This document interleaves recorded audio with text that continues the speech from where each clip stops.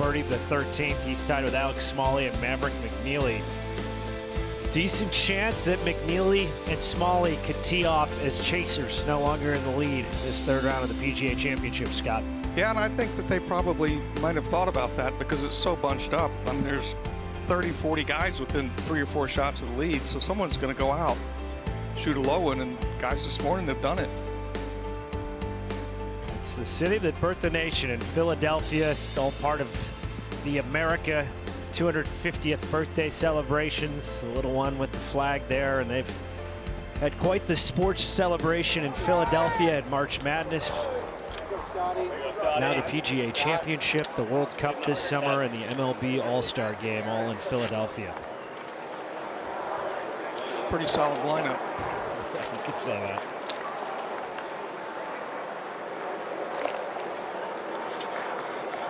Can't say it was a solid end result for Puig or Scheffler. Ned, how are the lines? Scottie drew a beauty. It's like getting that ace you need on the river. It's sitting right up on a tee. He can do anything he wants with it. My math says 109 all the way to the flag. Give it about 104 to cover the front bunker. And the wind right back into his face and trying to push the ball to the right side of the green. Yeah, you could really see the wind is whipping. This is the best lie I've seen in the rough all week long. Oh boy, is it ever. Look at it. Even me and George can see it. We haven't. I don't think we've really seen one in the rough where it didn't just go straight down. 102 to cover that bunker. How do you see it come out here? It's sitting high. Yeah. At first I was like 25 shot. I like that because I think that green into you is going to slow down. I thought the same thing. Coming down on the. I like what's going on in the middle. See what's that tree. Yep. 45 off the great. Scott, it's almost on a tee, which is a huge advantage unless you're trying to flight something down into the wind. Yeah, they've got to make a decision. Are you going to just try to throw it up in there and have it jump a little? Or are you going to try to trap it where it doesn't spin to, or where it doesn't really jump? Let's go, Scottie! That came out like a chili pepper. That's way down.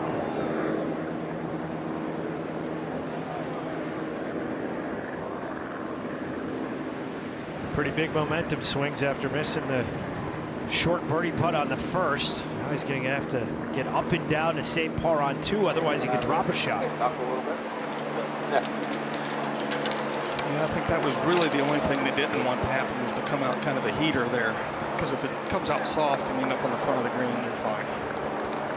And this, we're going to find out the mental makeup of David quickly. That was a tempting lie. It's got to be going.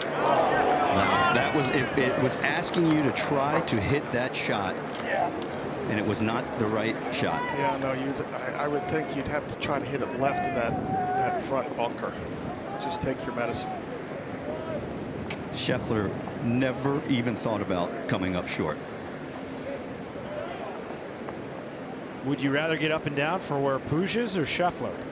1000% Scheffler, especially if David's ball buried in the sand.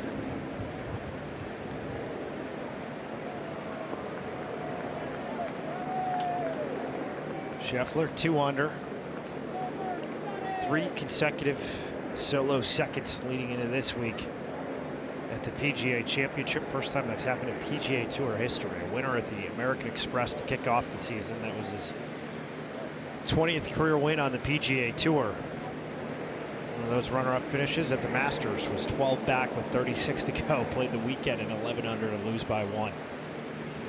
Ned, dial us up for Scheffler's third. There's all good news for Scottie Scheffler. He's on almost the 8th tee, but it's tight. It's fairway length, so he can hit any shot that he desires. He's about 4 or 5 feet below the putting surface, but once it gets onto the green, it's relatively straightforward. It should bounce a little crest about a third of the way to the hole that'll kick it to the right. Yeah, a little left to right. Is the wind gonna, is it blowing hard enough to make a difference on the speed? Oh, yes. Okay, well.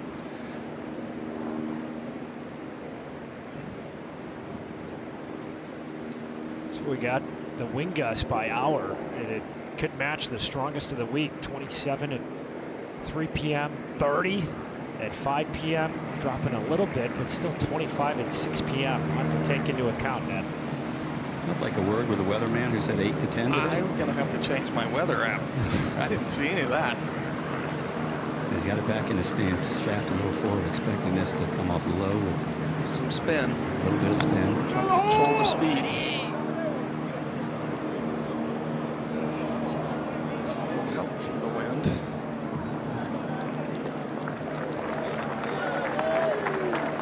Okay. I think everything's going to get a lot more difficult this afternoon than it was this morning. I mean, look at the, I mean, their shirts are ruffling. That's when it's ripping. That's why it's so critical for guys like Rory McIlroy. You had 12 major champions within 5 shots of the lead among the chasers. So for a Rory McIlroy type who was at +1 to get out before the wind picked up and play 12, 13 holes, he had to take advantage of the scoring conditions, whereas Scheffler is teeing off right in the teeth of the strongest winds we're seeing today. Puig is third out of the bunker. Had just a normal bunker shot into the wind, so pretty well done.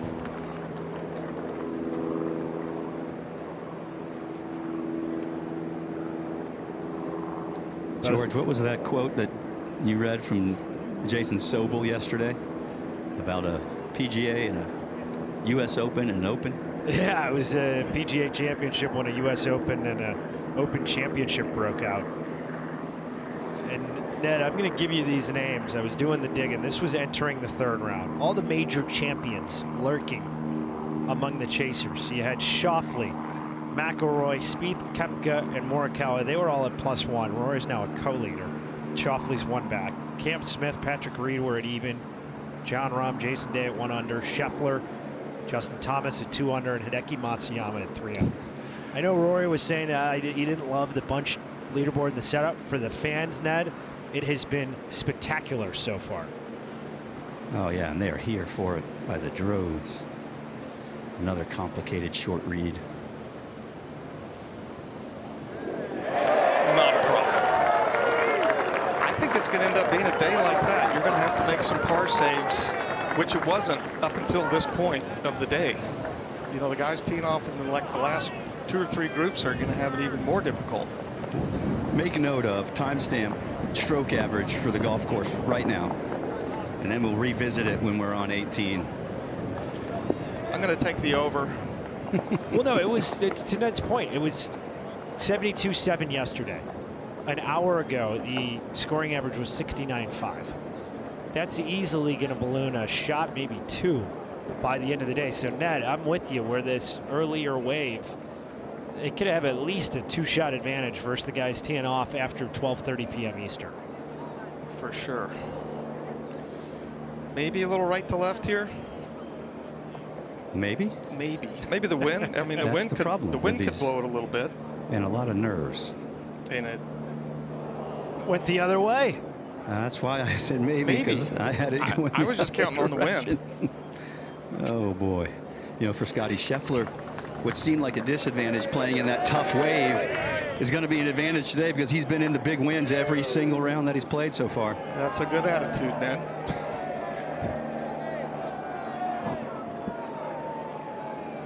Bogey for Puig, falls to 3 back. What's in store at the par 4 third? Well, totally different wind than what we've been having. Now it's in right to left, which actually takes the far bunkers out of play.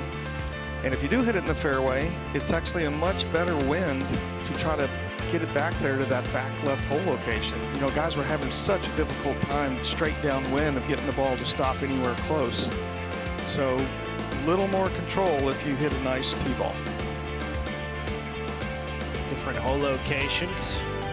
Bounced around the green. Now they're on the back left portion. And this wind direction here should be perfect for Scottie. Just hit his natural cut right down the middle and should hold right in there. I'm a little surprised he's going with the big dog. I think that bunker at 350 is in play, as firm as the fairways are getting.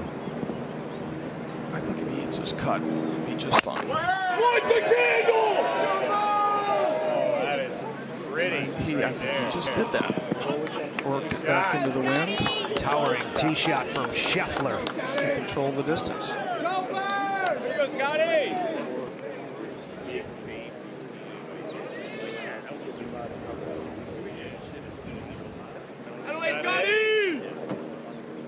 Definitely swinging with a lot of confidence.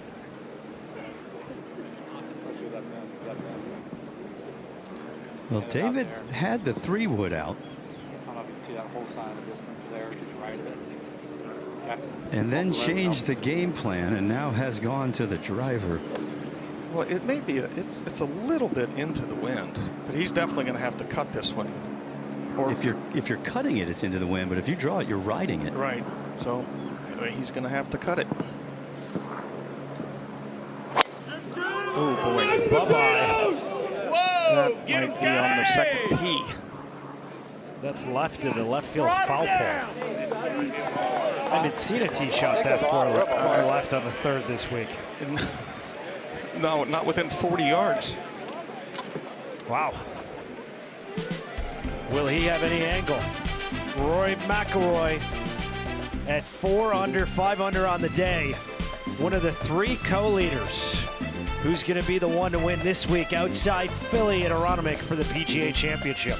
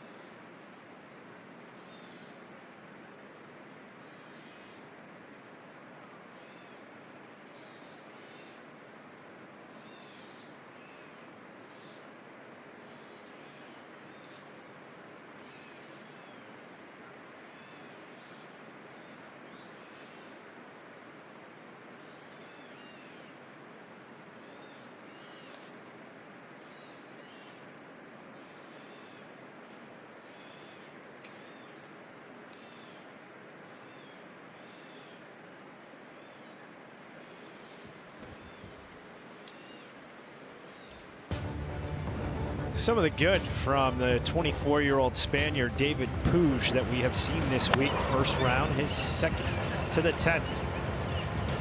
Really difficult hole location. And to hit it right there is, I mean, 2 feet right of that, and he's down 30 yards off the green. Great shot. More from Puig. This was on the 14th out of the bunker. That hole is eating everybody's lunch for 2 days. So to make it 2, that's fantastic. First 5 holes, he had gone birdie, double, par, bogey, birdie from 10 to 14. Second round on 2. Solid birdie. On the 6th, the short par 4 pumped his drive down there. Boy, did he ever. And that shows a lot of class right there. Kind of a low spinner in there. Maybe being from Spain and playing European golf, you learn that stuff. And the putter has had its moments as well. Makes this, what a way to finish off a round. 3 under par was a great round yesterday, as tough as the conditions were. 71-67 for Puig, who's, you wouldn't know it from his last tee shot, been one of the most accurate drivers in the field this week. T7 hitting 71.4%. But it's been the total package. He's putted well, and tee to green with his driving and iron game. They've been rock solid this week. Yeah, George, that would be the classic double cross, what he did there, which you get a little quick and uncomfortable, and that could happen. Where Scheffler ended up, and Puig 76 yards in between them. So Ned Michaels already getting his steps early in this third round. Ned. Sprinting back and forth. Oh, David's got a big problem. Actually, he's got a lot of big problems, but we'll get to Scottie first. Yeah, right from the middle of the fairway. And at 130, he has all of his weapons available. Yeah, very similar to the shot on the first hole. A low flighted squeezy cut might do the trick here. Nope, the only place you can't go is left. Okay. Kept it below the hole. I think the patience is going to end up being a huge deal. I think all the low scores may be drying up. Something to watch for as the day progresses. David's ball has burrowed down. He's sitting in a depression. He has an enormous pine tree right in his way. Take it right over the top of it.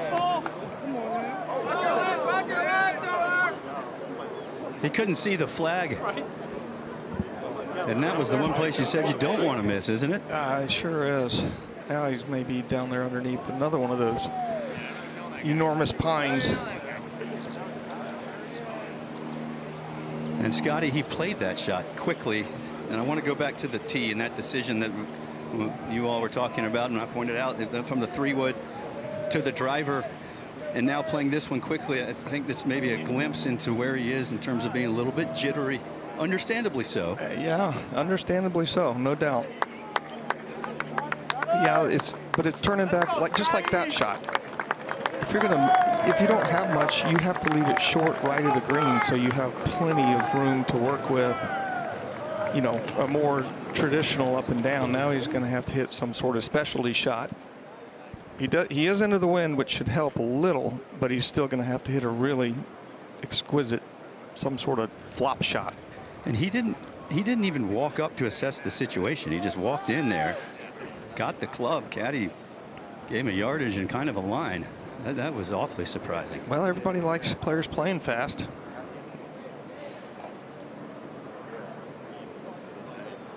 If you're his caddy, Brian Dilley, what are you going to try and say to him from this point? Well, if you're back in there, there's nothing you can say right now.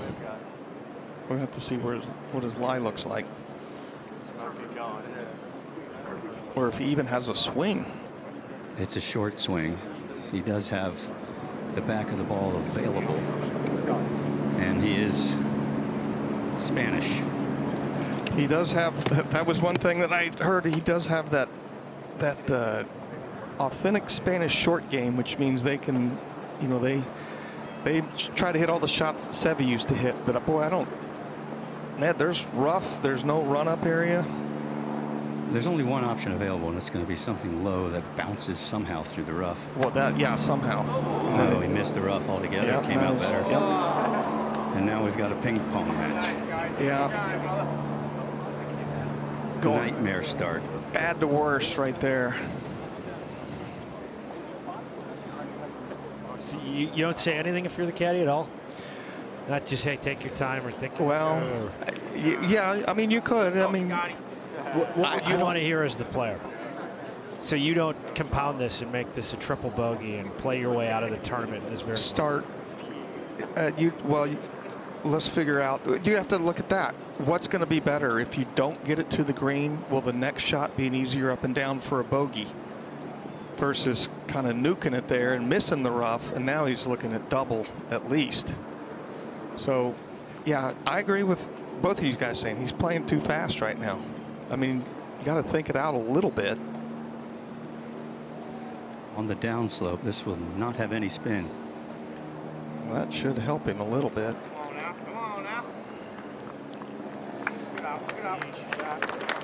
Yeah, his heart rate and his breathing pattern right now is not good.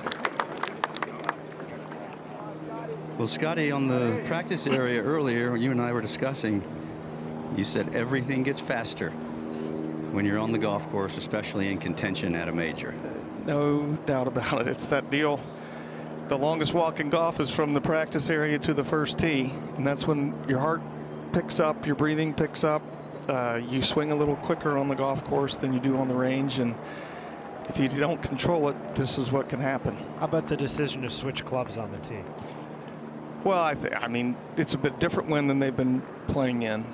As long as he hits it, I don't know how he couldn't hit 3-wood and just let the wind carry it into the fairway from right to left. But Scheffler for birdie now, Ned. Gently up the hill. This green is quick. like quick if he gets there. Oh. This green is a little firmer and has more speed than some of the others, and it's in the back of your mind, I think, for Scottie there. No, and it's sitting up on top of the hill. You know, with the third tee being the highest point on the golf course, this hole doesn't really go downhill much. 3 straight pars for Scottie.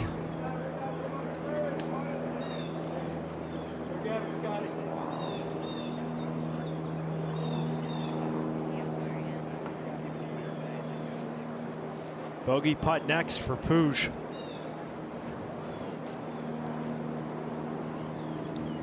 This is critical for the psyche. Yeah, I agree. I think it's more critical that he just kind of get back into his routine.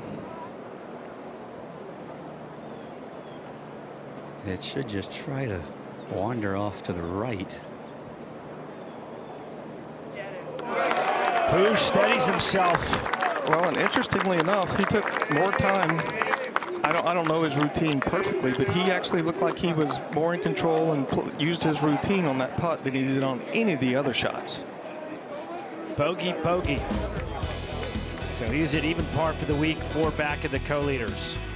And here we come to the fourth, which today straight back into the wind and even a little left to right. So this is going to be a much more difficult drive than it has been. And it still hasn't been a very easy drive. So back right pin, I think this hole is going to be all you want today.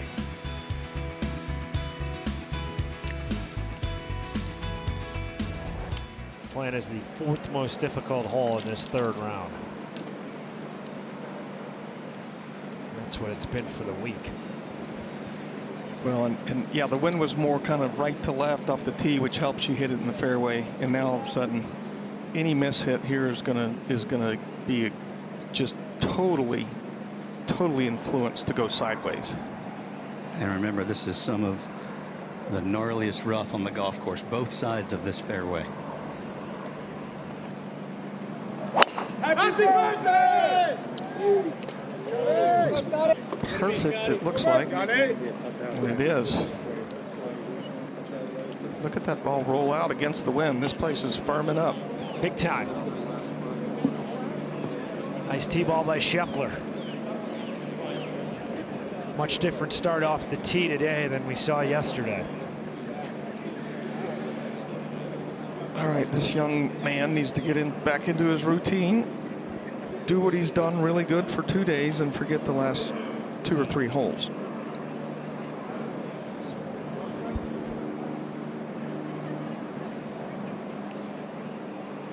Let's go, Scottie. Looks like it's making. It is. Another missed fairway for Puig. It's making life difficult after those bogeys on 2 and 3, and life has been difficult all week for the players at Aronimink Golf Club playing in these windy conditions. Joe Hallett, Natalie Sheehan, our 2 PGA of America coaches who are standing by to talk about what are the tips to handling playing in the wind. Well, George, Scott, the old saying is swing easy when it's breezy, but more specifically, something that we see a lot of these players doing, and we hear this question from, I would definitely say, single-digit handicap players. Should I use the wind Or how should I use the wind? Do I make it work with the wind or make it work against the wind? Yeah. What are your thoughts on that? Yeah, we've got a pretty significant breeze here today in Frisco. It's picking up in Aronimink as well, and we have got a straight right to left wind across us here. I tend to draw the golf ball. So I find, especially if you're playing firm, fast greens like these guys are up north, you know, if you're letting your ball ride the wind, you have very little chance of that golf ball stopping on the green. And so I would definitely be trying to hit more of a fade and kind of hold it off into the wind here. That way we don't get too much of that side spin working onto the green. We can hold the green. And I also tend to draw the ball a little bit, but if I'm going to step up here real quick and hit my draw, your shot almost looks straight, but with no wind, that's going to fade a good. It was going to try. So if I'm going to use the wind in this shot, see ya. Oh, it's definitely turning. That is actually what I like to call an aboriginal shot. It's a boomerang, and it's actually coming back over this way right now, so we might want to duck in a second. Yeah. But that ball's not going to stop, even if it goes towards the target. That's right. No way is that stopping. Yeah, so I think you're going to see much more of what we just saw Scottie Scheffler doing, where he is trying to kind of hold it up into the wind. It's been working for Scheffler, and that's the flags for the PGA of America flapping. First 2 days, 72.44 scoring average today, 69.36 three-shot swing. But with the breeze like it is, that is only going to go up as we get later in the day in this third round. Yeah, I just, unless it lays down, yeah, this is going to end up being another tough finish for all the guys that are playing late. They're going to have to battle all day long. Rory McIlroy just made an 11-footer for par on the 15th, so he's still a co-leader going to the par 5 16th. I mean, it's going to be hard to shoot a low score this afternoon. Look, I mean, it looks like to me these guys are the best in the world, and somebody may get one. But I was out on the golf course a little, 2 or 3 hours ago when guys like Justin Rose and Brian Harmon were making the turn, and they both played great today. But the wind was barely blowing. I mean, it was in, like on the 10th hole, but it wasn't anything like this. It's pretty calm earlier in the day. Yeah, it was just kind of your normal 8 to 10 mile an hour, getting up to 80 degrees, which doesn't make as much difference. But now, looks like we're more in the 20-something plus range. We had watched Michael Kim go out in 30 with 6 birdies. I mean, Justin Rosen missed a putt for 29. I don't know that there'll be 30s and 31s out there for these final 4 or 5 groups. Ned, especially when you're playing from the rough like Puig has been. And maybe one of the best things that's happened to him so far is the group on the green. He had to wait. Scottie had to slow down. And he needs some time to think about this shot because it's a squirrely looking thing with a couple of big fingers of thick grass right behind it, almost like little firecrackers. 169 to the hole, but he's got to be thinking 145 front edge. Yeah, and he's got to be going left. I mean, just got to take the medicine. Stay left of that bunker. And it didn't jump. Yeah, that's, we've seen it all day, or, for all week. If you drive in the rough, it's a struggle. It doesn't matter who you are. Put it in the hole!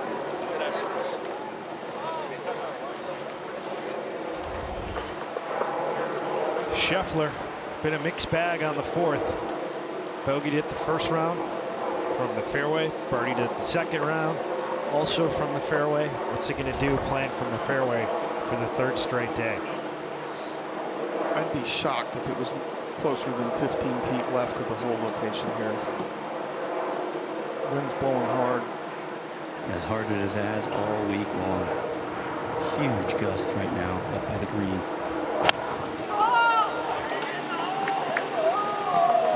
Trying to get it to cut in there.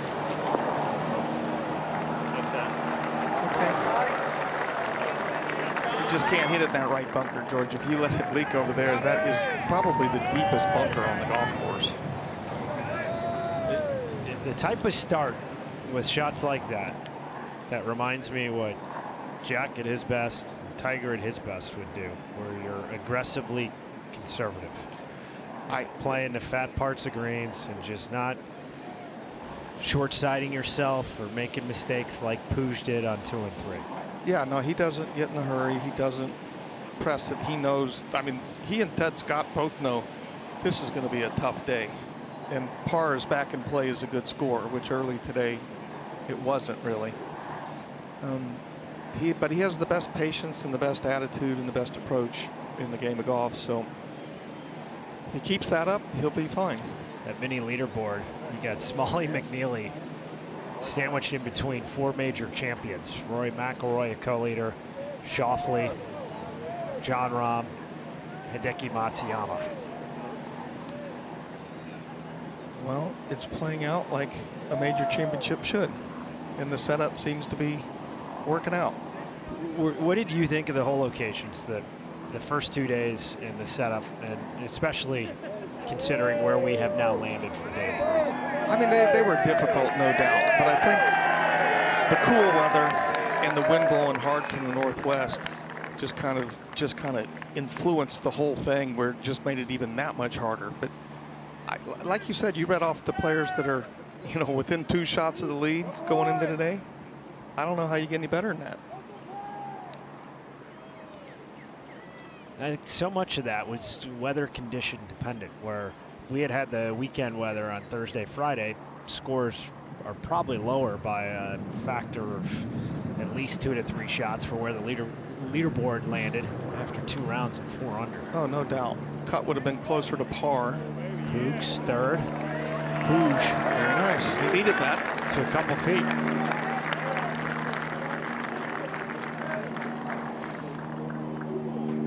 Yeah, he and his caddy just need to remember that there's a long way to go. And it looks to me like at this point right now, if you shoot 1 under par today, playing this afternoon, you're playing well.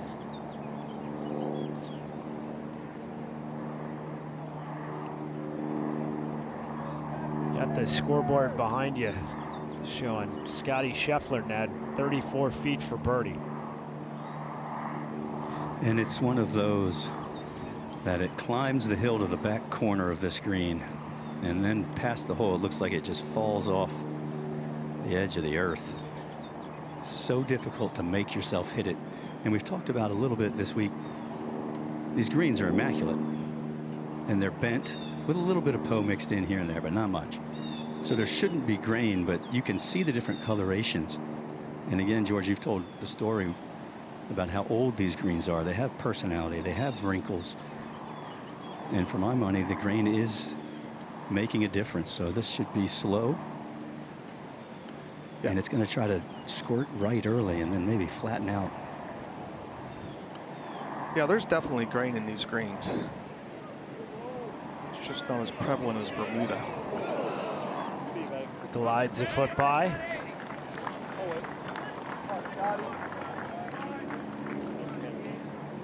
Looking like par number 4 through 4 holes for Scheffler. Yeah, and he's just adjusting to the circumstances. He's been doing that for 2 or 3 years now, better than anybody else, so long way to go for him too.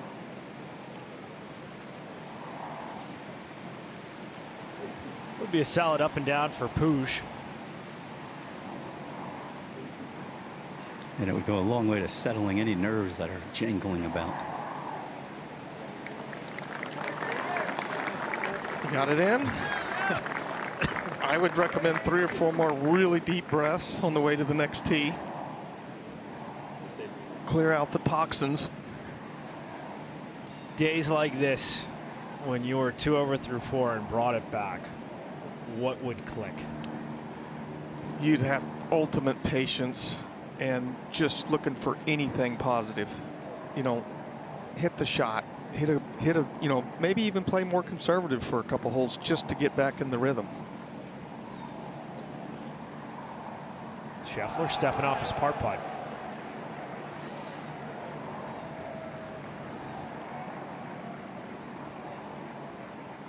And you've almost had to change your mentality from watching the players in the morning thinking you're going to come out here and shoot a low number to, you know, you're going to be grinding. And as you said, Scott, Anything under par now will be yeoman's work.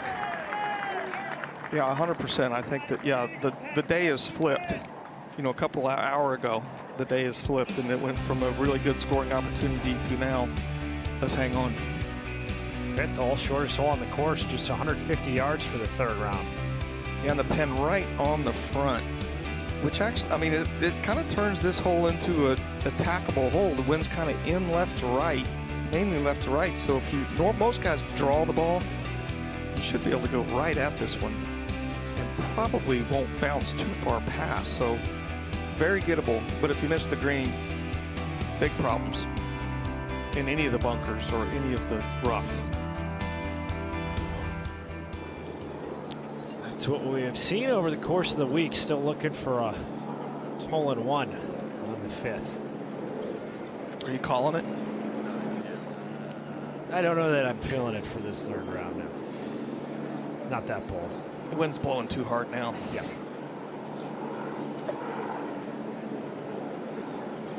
Yeah, I saw a couple of shots this morning when the wind wasn't blowing and guys were kind of peppering the flag. So George Zavarikis with Scott Verplank on ESPN Plus. Ned Michaels with our twosome with David Puig and the world #1 Scottie Scheffler. 4 tied at 4 under par. Rory McIlroy on par 5 16th, one of the co-leaders with Max Gracerman, who just birdied the first. Alex Smalley and Maverick McNeely teeing off 6 minutes from now.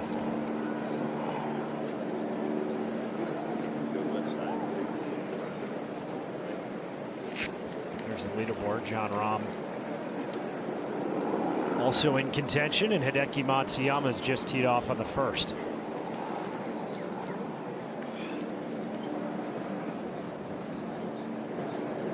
I was thinking like 65, Ted. Say again? I was thinking 65. Great. Love it right now. Just barely right of it. You're right of it. Perfect. Coming in out of the left. Yes, sir. there you go, 13 to 15 miles an hour in. The real yardage is 150, Ned, and they're playing at 165. So that sounds about right. Sounds exactly right. And to the point of our conversation back on the fourth green, and Scottie has essentially had this wind in terms of knocking the ball down here at the fifth every time he's played it, so he's going to be more comfortable. If you come up short here in the bunkers, likely going to plug. Go Birds! Seems like it's on a really good line. And that looks like the golf shots we were seeing on the warm-up practice range today. Wasn't that warm-up something? It's the best I've seen.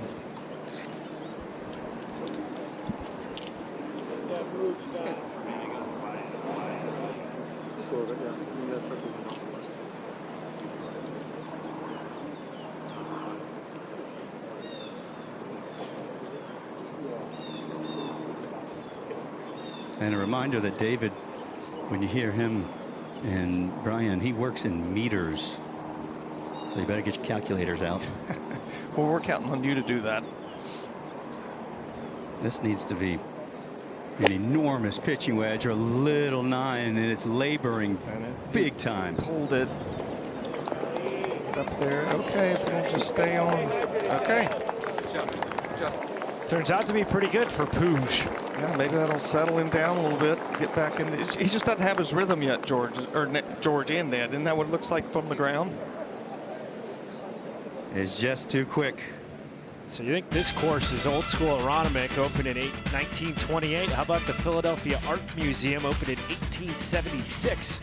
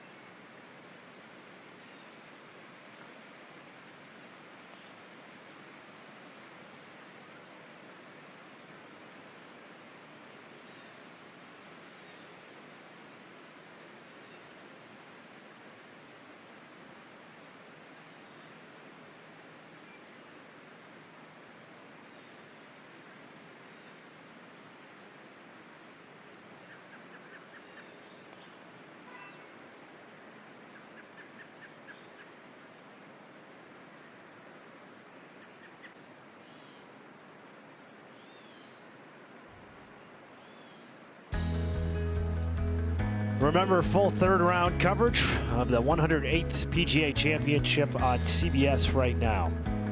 Perfect day to get the dual screens going, so you can keep it right here on ESPN Plus with our feature group as world #1 Scottie Scheffler and young Spaniard David Puig as well. Also have Cameron Young and Justin Thomas, the other feature group that teed off at 2 p.m. Eastern Time. And then you got holes 13, 16, and 17 as well. Featured hole coverage. Rory McIlroy on the 16th as a co-leader at 4 under par.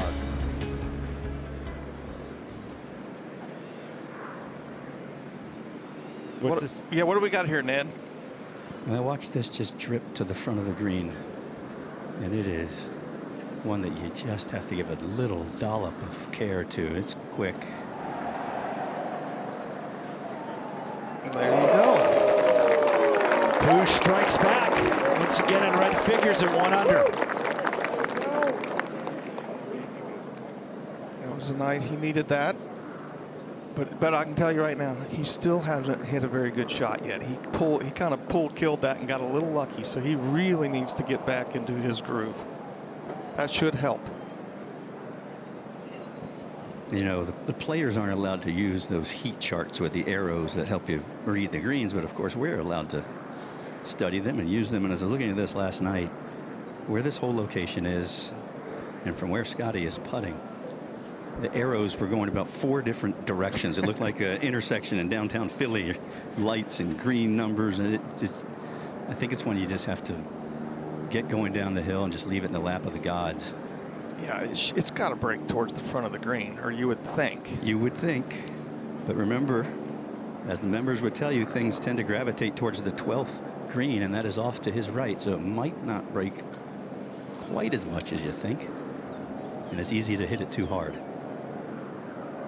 A little bit of blocked out of the wind, right? The trees are covering the wind up a little bit.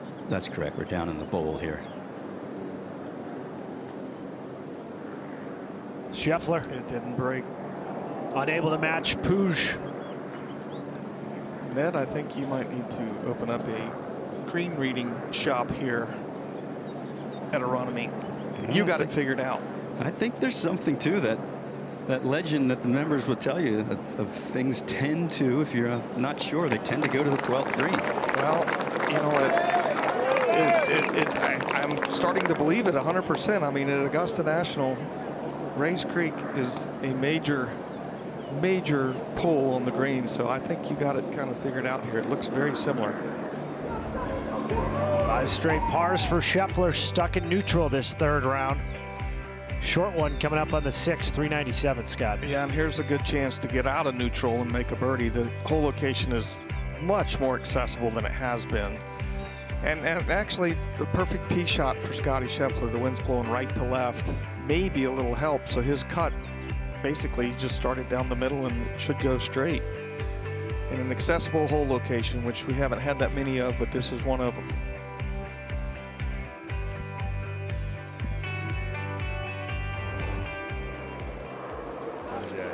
Easier holes on property at Aronimink. And today, field scoring average 3.779, even lower than the 3.99 for the week, 4th easiest hole in this third round. Yeah, I think this morning when the wind wasn't blowing very much, the guys were feasting on this particular hole. You see that Christmas tree, that tall Christmas tree? You put it right on there, man. It's worth the news. Yeah, straight down right there. Anything to touch out. Earlier in the day, Rory drove it on the green. Well, that's quite a poke. Scottie has this gear too, and we're going to see him in just a minute as David tees it up. Scottie has a gear where he can tee it high and ride the wind. Let's see if David, we know he's got plenty of speed. He's going to have to hit it straight. And it might be leaking to the right. Left bunkers. Oh, did it? He wanted it to leak to the right. Yep, left bunkers. Not great.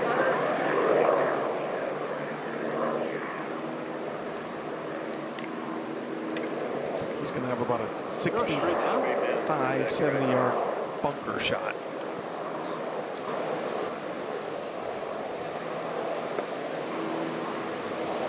If you do take it on and you're trying to get it up as close to the green as possible, the opening between the bunkers that flank the right and guard the left side is just about 18 yards wide. Yeah, which is about a third as wide as all these fairways. So you better hit it straight.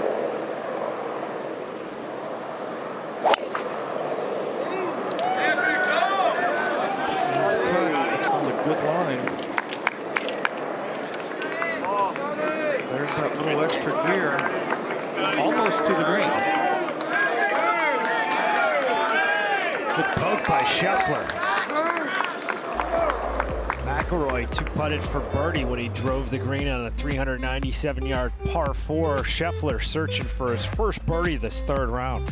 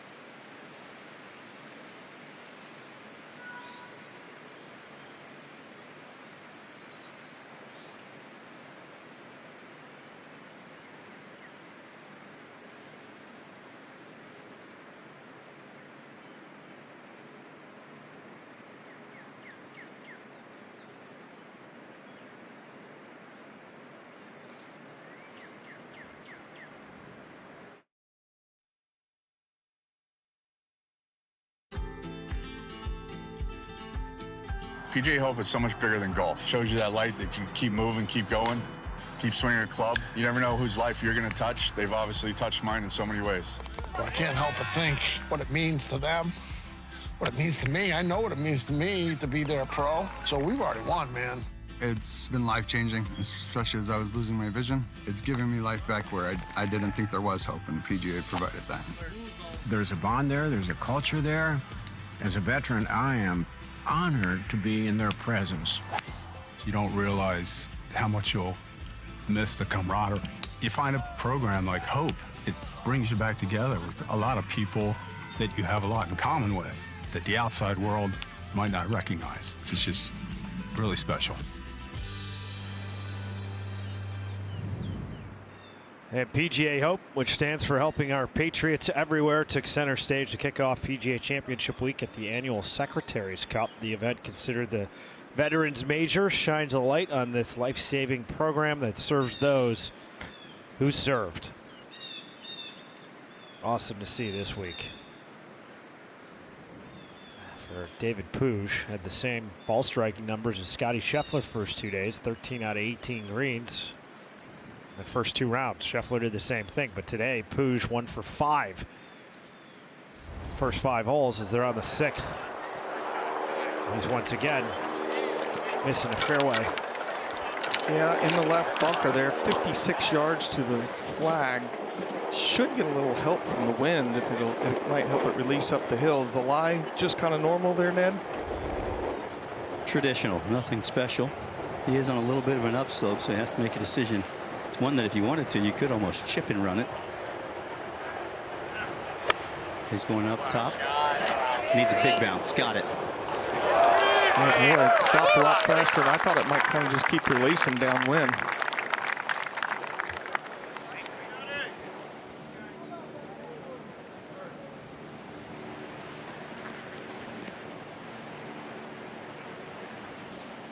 Scottie walking it off. And just to give you some context, yesterday, Scottie Scheffler had 94 yards to the hole location, which was a similar depth and on the left side. Now today he has 87 feet. I thought he might consider putting, but he never even went to it. He just went straight to the wedge. That's more of like a Champions Tour decision. You'll putt from there. This guy's too good of a pitcher. They don't get any more straightforward. Frankly, they don't get much more makeable than this.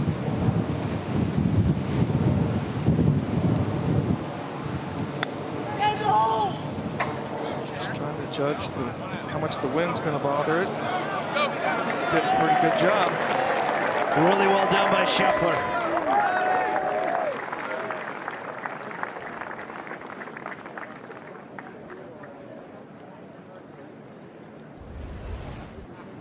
That would get him within one of the lead. Yeah, just simple stroke there. Really, the only thing he didn't want to do was kind of fire it past and have to come back downhill against the wind. So excellent shot right there.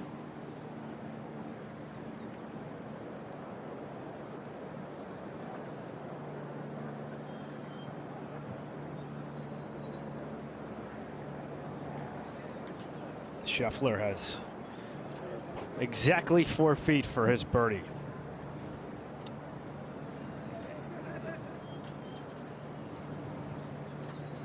And give David quite a bit of credit to only be one over, Scott. Oh, I agree. I think at the last hole he took advantage of what kind of could be considered a good break. And this is very makeable. Oh yeah, just slowly wandering up the hill. If you hit it with pace, it won't move a whole lot. Keep it inside the cup. Puig for 2 straight. You bet. Yeah, you think about it, he made a heck of a bogey putt on the 3rd hole from about 15 feet. And then 2 nice birdie putts in a row. Yeah, maybe he's feeling it again, getting a little rhythm. Well, he's starting to move at a more normal pace the last 3 holes. Yeah, definitely on the putting green. He hadn't lost that yet, so that's a good place to start. Now it leaks back into the rest of it. Scheffler's got to see one go in for birdie. And this is when you walk on the practice greens here, you see all these chalk lines. So you know that your alignment is perfect, and then you can make sure your stroke is on plane and the face delivers square, and that's exactly what this is. Right center. Well, he's usually pretty good with these. With that claw grip, the face does not rotate. First birdie of the day coming on the 6th hole. Scottie Scheffler, 3 under for the week, 1 back of the co-leaders.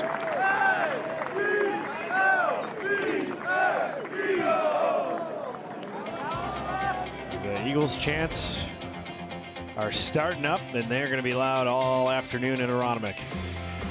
Yeah, now they're coming to the 7th, which now the fairway should be easier to hit because it's basically left to right. You need to cut it into this fairway anyway to hold it. So, I mean, it seems like a broken record, but this hole should fit Scottie Scheffler just perfectly.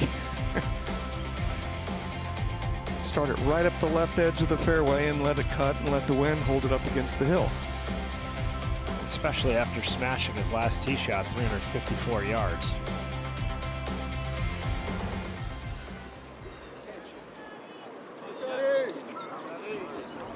For the moment, McIlroy, Pockett, Smalley, McNeely are tied at 4 under. McIlroy, though, has just bogeyed the 17th. He falls back to 3 under with Scottie Scheffler.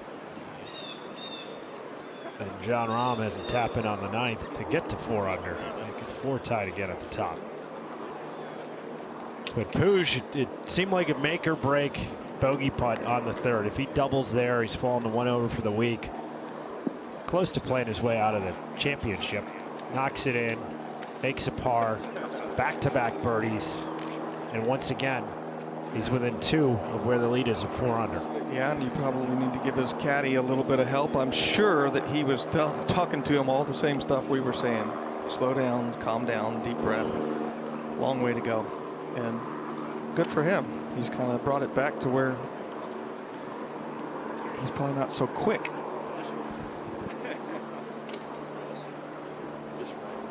Well, with this wind today, if you do get it working left to right, like you were saying, Scotty, and it has a little too much on it, it can get over in those hummocks with all the hair on them.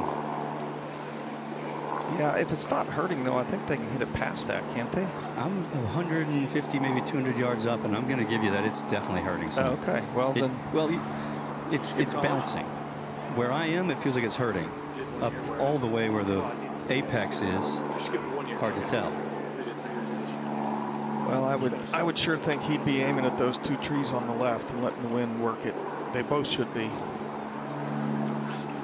But he does, George, we're just watching, and Ned, he looks like he has pretty good command of his golf swing right now, doesn't it?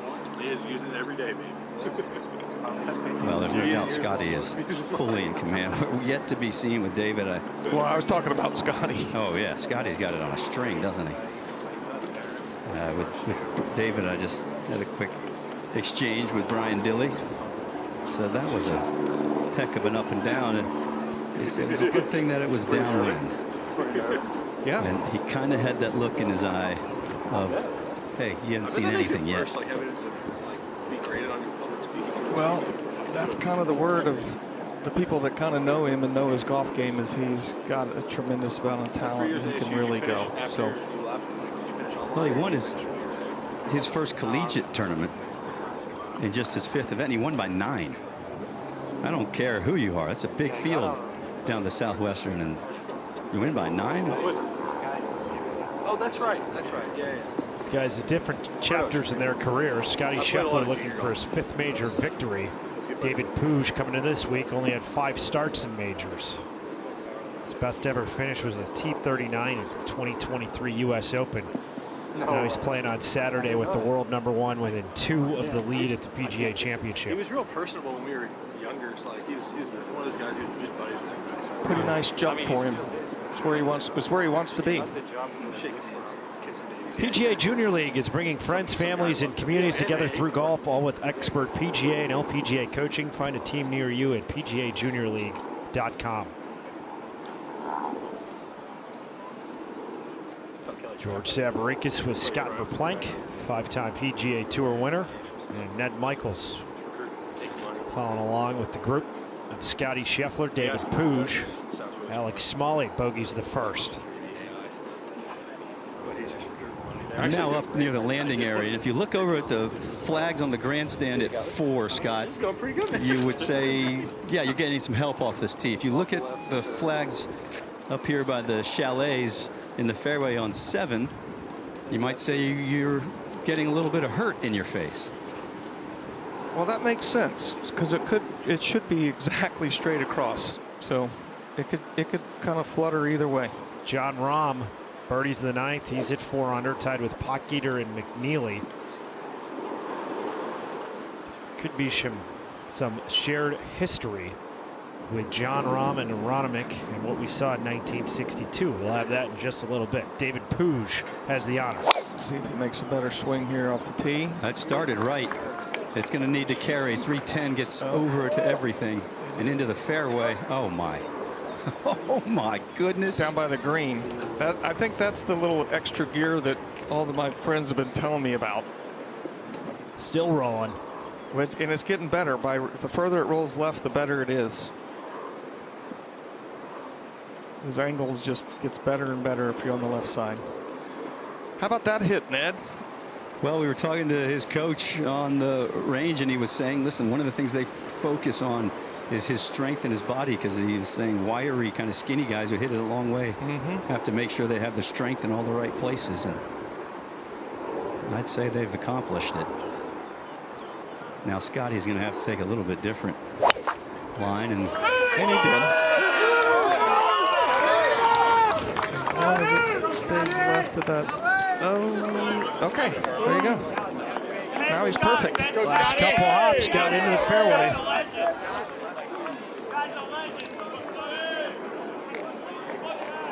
Jon Rahm, Aldrich Potgieter, Maverick McNeely all tied at the top. Scottie Scheffler, T4 with Rory McIlroy. Xander Schauffele one back. Look at this putt. Look at this putt. Look at this putt. Beautiful performance by the PGA champion. It's wonderful. There's your champion.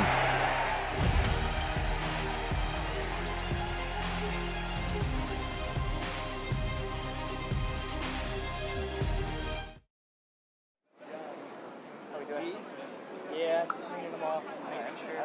Pick them up. Oh no, tees are fine. I was just grabbing the grass. Yeah, anything that.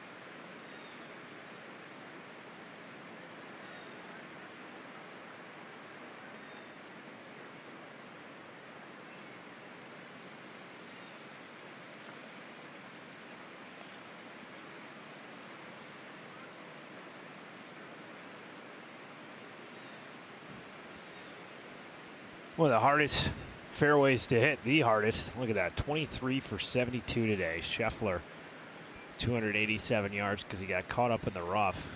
Puig, almost 40 yards past him, Scott. Yeah, because he did not get caught up in the rough, and he rolled down that last part of the fairway.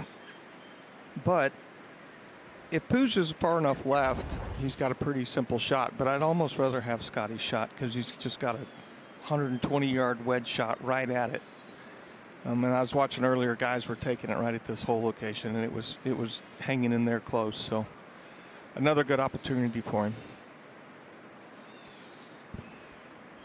So back in 1962, Gary Player was the first international winner. It was the third leg of the career Grand Slam. Scheffler has 3 legs. He's going for the career Grand Slam U.S. Open at Shinnecock next month. Jon Rahm won it. He'd be the first ever Spaniard to win the PGA Championship and would also have the 3rd leg of the career Grand Slam. Scheffler missed his first 6 fairways yesterday. Aside from that spurt, he has been completely dialed off the tee. 5 for 6 today in this 3rd round. Did you see more or less? I think 25 is good. I feel like you're a little bit hurt. You're fighting it down. I think 25 is good. How much wind do you feel in that? A good amount, and it's just left to right, and you can see the 7 flag. Now it's back into him. It's just bouncing, but if anything, it's going to be hurting, knocking it down. But he's on the downslope, just over 120 yards, and he can fly right to the flag. Yeah, he's going to try to take the trajectory down. This is knocking. Wow, way long.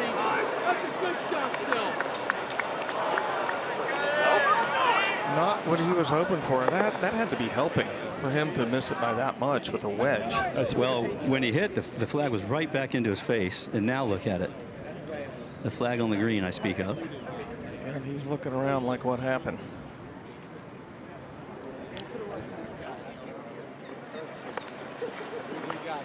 Does he have enough room here to kind of squeeze it in there, or has he got to really try to spin this?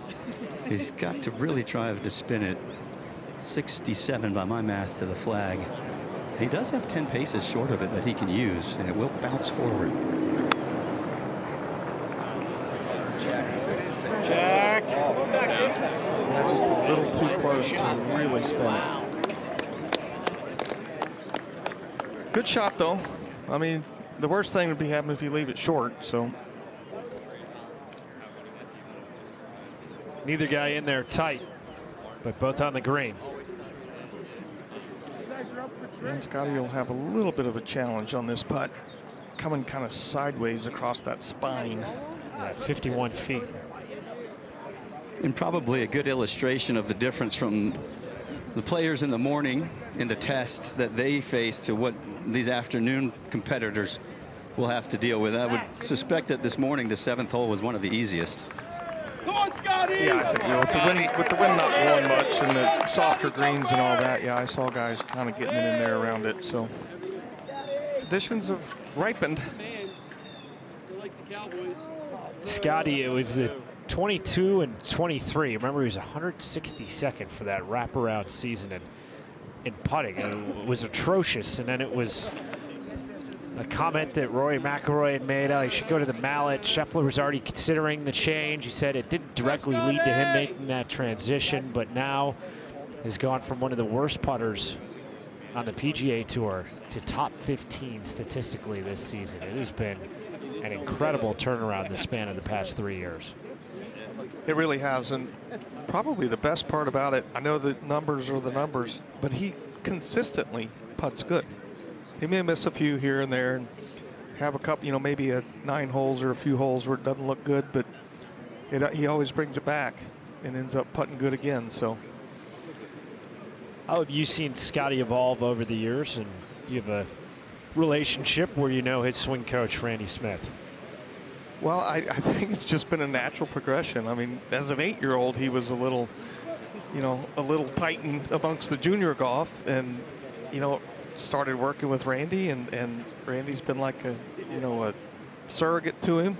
They're very close, and Randy doesn't change anything a lot, but he just helps him get better at everything. And Randy Smith's a great teacher. He couldn't help him anymore with his putting, so they hired Phil Kenyon, and that's made a big difference too. So, a lot of teachers will go, well, I have all the answers.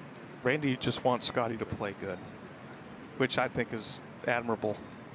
Now, Scottie's not even looking at the hole with this birdie putt. He's got a big wrinkle right in front of him, about 6 feet. He goes up and then down and hard to the right. Yeah, and breaking towards the 12th green. It's one, though, that if you get everything married, it might just... Needs to break more. It just didn't. Come on. Good speed. Yeah, good speed. It just didn't come off as much as he was anticipating. Rory McIlroy up and down for par on the last in the house with a 66. So he's posted 3 under.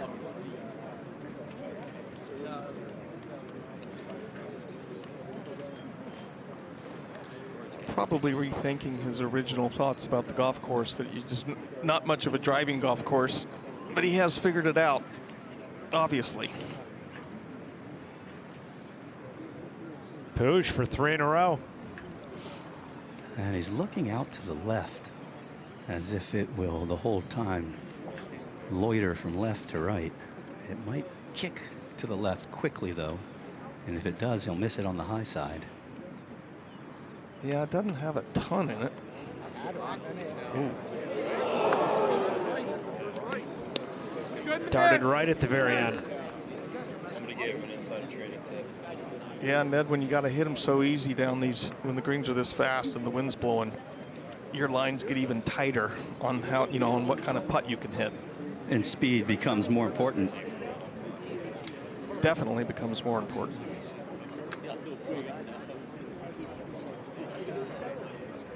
Yeah, these are the days you just hate to have 3 and 4 footers all day, because the wind just keeps kind of, if it gusts when you're standing over it, could create doubt. So seems like they'd be stressful. I think today, everything, hey, this is perfect. It's a major. Everything's ramping up. Kind of day that before your head even hits the pillow, you're sound asleep. I would tend to agree with that. If you miss the hole here, it's going to go 5 feet past.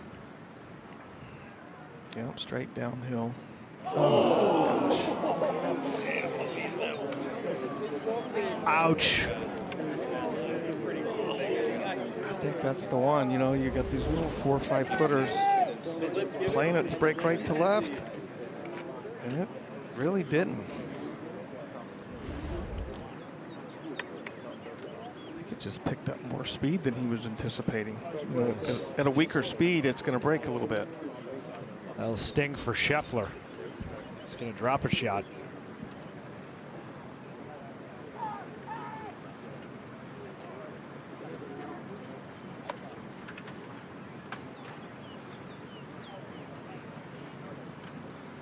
Puig. Go Birds! Solid 4. Scottie, do it for Jared.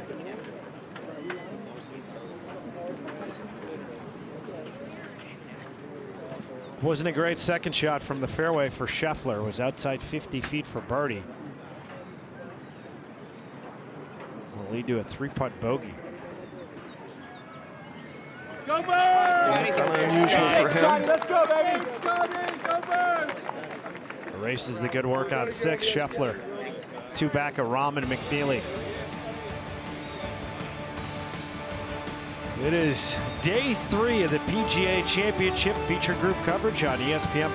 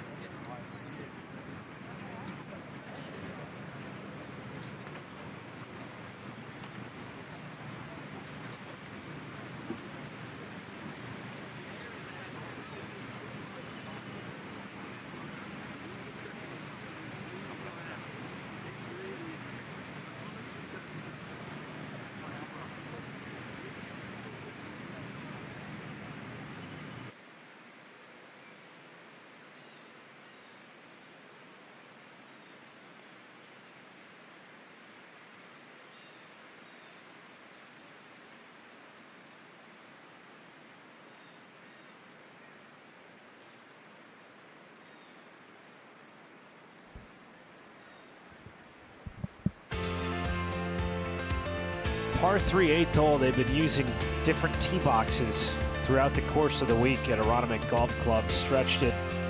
It's around 245. The first round was up 70 yards yesterday. Today, 198. 33-foot drop from tee to green. So you would think it'd be a little more scoreable today because it's 30 yards, 40 yards shorter. But this whole location is extremely difficult. It is devilish where they have the whole location for this 3rd round of the PGA Championship, especially when you throw in the wind gusts, 15 to 20, even touching 25 miles an hour, tops of the trees blowing. It is the peak winds for this 3rd round, what has been the 2nd toughest hole this week at the PGA Championship. Ken Brown breaking down what the guys are facing playing the 8th. You've seen nothing yet, I have to say. The tee up on the hill there, it's on a forward tee, but you'll see why when I show you where the flag's cut today. Well, it's a huge green, it's like Wrigley Fields, but they've missed most of it. This back left, front left corner is really, really tricky. This little area of flat, that's all there is. That is the flat area around the hole. Bunker in front, and when you're landing from the tee, you're going to skid off this downslope. I do not know how you can get close to it, because if you're a little bit long, it trickles down the slope. If you're just a fraction down this side, off they go. It's narrow, it's like a postage stamp, and when it runs off, it's a bit like the 15th of Augusta. It just keeps running. So the area there is 12 feet by 5 feet. That's what you're aiming at. The wind will freshen this afternoon, the green will dry out. It really is treacherous. I honestly don't know how you can get on that little area. Wonder if anyone will. Well, yeah, I mean, Well, there haven't been many people in this third round. Guess how many total birdies we've seen today, Scott? 3. You already looked it up? No, I was just guessing. Somebody probably made a long putt. 66 players have gone through the 8th. What's that? 3 birdies. Well, that was just a guess. But Did they all come from players who hit the green? Ned, we're finding that out. But Mr. Vanderbilt over here. I'm going to guess that somebody had to have chipped in. Or, yes. hold a bunker shot. There are 2 that were in there tight, and 1 was short of the green and chipped in. There's the ball plot. Oh, man. So 2 guys figured it out. But it's more difficult now than it's been all day. I mean, you got a front left pin, and the wind's ripping left to right. So, Ned, the only way you're going to get it close is if you have enough game and enough nerve to try to hold it, hook it back into the wind. And I don't know if that's really I don't know if that's the smart play at this point. It almost feels like the only way you get it close is by accident. You make a mistake and you get away with it. Yeah. Yeah, I just don't. If you're Scottie, my guess would be he will start it at the flag, and if it fades and trickles off to the right, he'll be just fine with it. Come down right. This is crazy right now. 29 players at or within 2 shots of the lead, including our 2 guys in this feature group on ESPN+. Definitely not Justin Thomas has ascended to share the lead. Yeah, I think it's straight off the left, man. I really do. Yeah. Well, he must be finding his game slowly but surely. This championship brings out the best in Justin Thomas. 7 iron. This guy has a strong ball flight. Let's see if he can keep it online. It's fading towards the middle of the green. Just stay there. Okay. We just looked at the graphic, George. You're probably not making birdie here. Just make your 3 and get to that reachable par 5. Yeah, you got a real chance the very next hole. Yeah, the last thing you want to do is get too greedy here and end up making another bogey for anybody.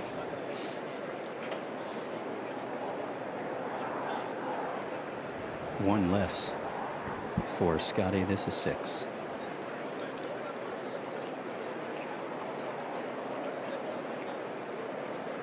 I would think he would try to hold it a little bit. No! Aggressive. Yeah. Going at it. And got caught up. Yeah, well, you know, that's okay. I mean, it's all or nothing.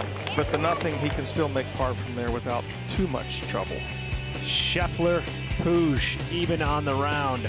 2 back of the co-leaders. It's turning into a wild Saturday at the PGA Championship.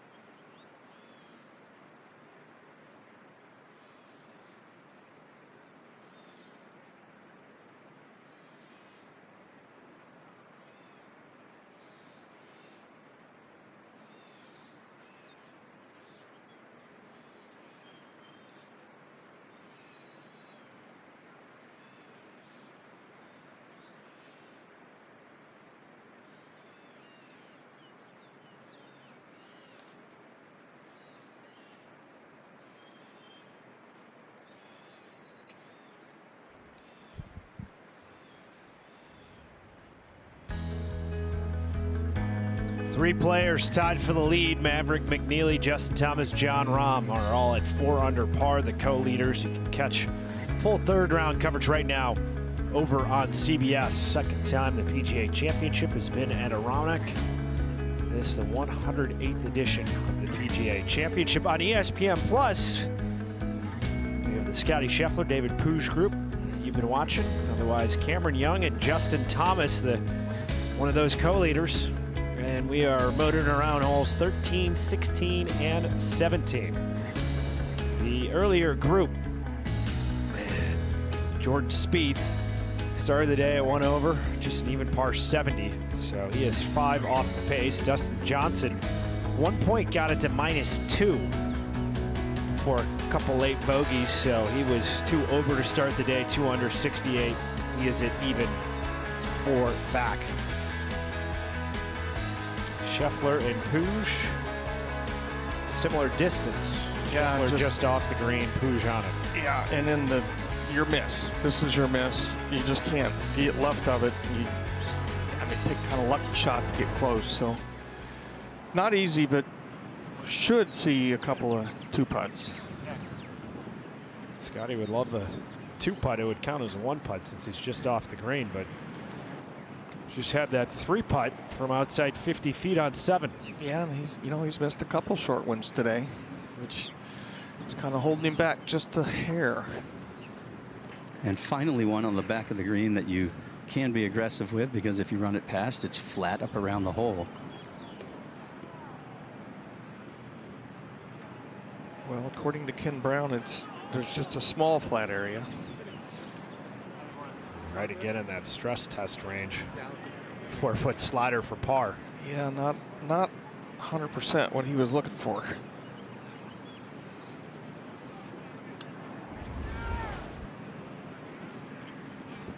Scottie's been confused on these lag putts. Yeah, the last two holes were not his best. Well, that's because it's confusing. Oh, that's why we brought you, Ned.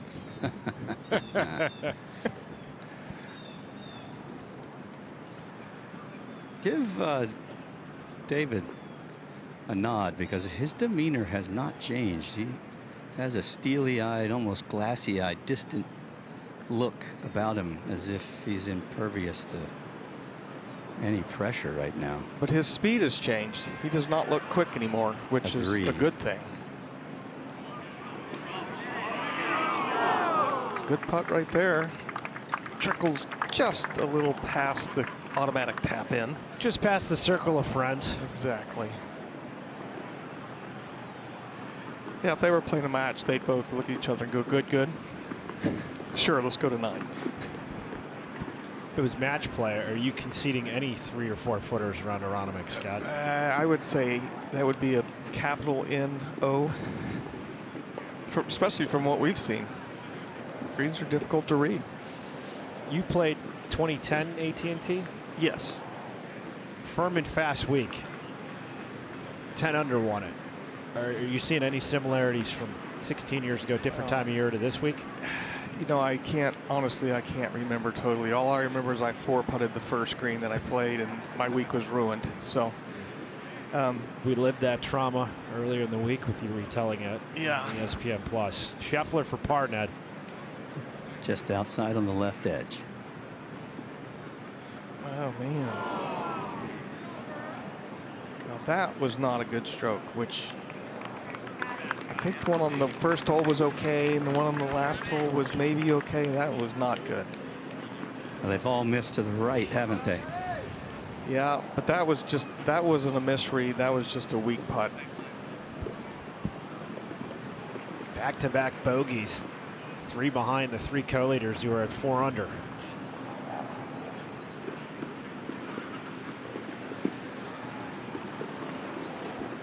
A monster wave of wind rifling across the 8th green. It could push this towards the front of the green. Solidly done, though. Puig cans it. Interesting how the front nine has developed, where Puig now seems more in control of his game than Scottie Scheffler, the world #1, Scott. Yeah, at least on the greens, for sure. But really good chance here. Second easiest hole, the par 5 ninth. Yeah, I'm playing downwind, either straight down or a little left to right down, so guys could be pummeling it off the tee and probably hitting some sort of long iron in if they hit a really nice tee shot, but very birdieable hole today.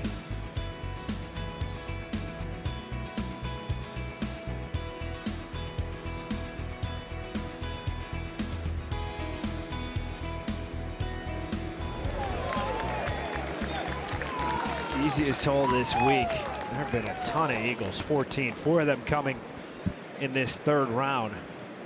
4.69 stroke average today, 4.37, even though it's 607 yards, playing closer to a par 4 than a par 5. There's probably not a player in the field that can't get there. And the green is it's a pretty big green, and there is a slope leading up to it, but if you get over that front slope, everything it's fairly benign. So good tee shot here puts you in prime position to make a 4. The putter has been the story for Scottie Scheffler. Flashback to the first hole. Yeah, I think this was a decent putt. I mean, accelerated through, it just didn't go left. Missed to the right. Then on 7. This was another okay putt, but it definitely didn't break, which I think he was planning on. Point you guys made. Another miss to the right. And then this one. Par putt. Another miss to the right. If he makes those 3, Scottie Scheffler would be tied for the lead right now.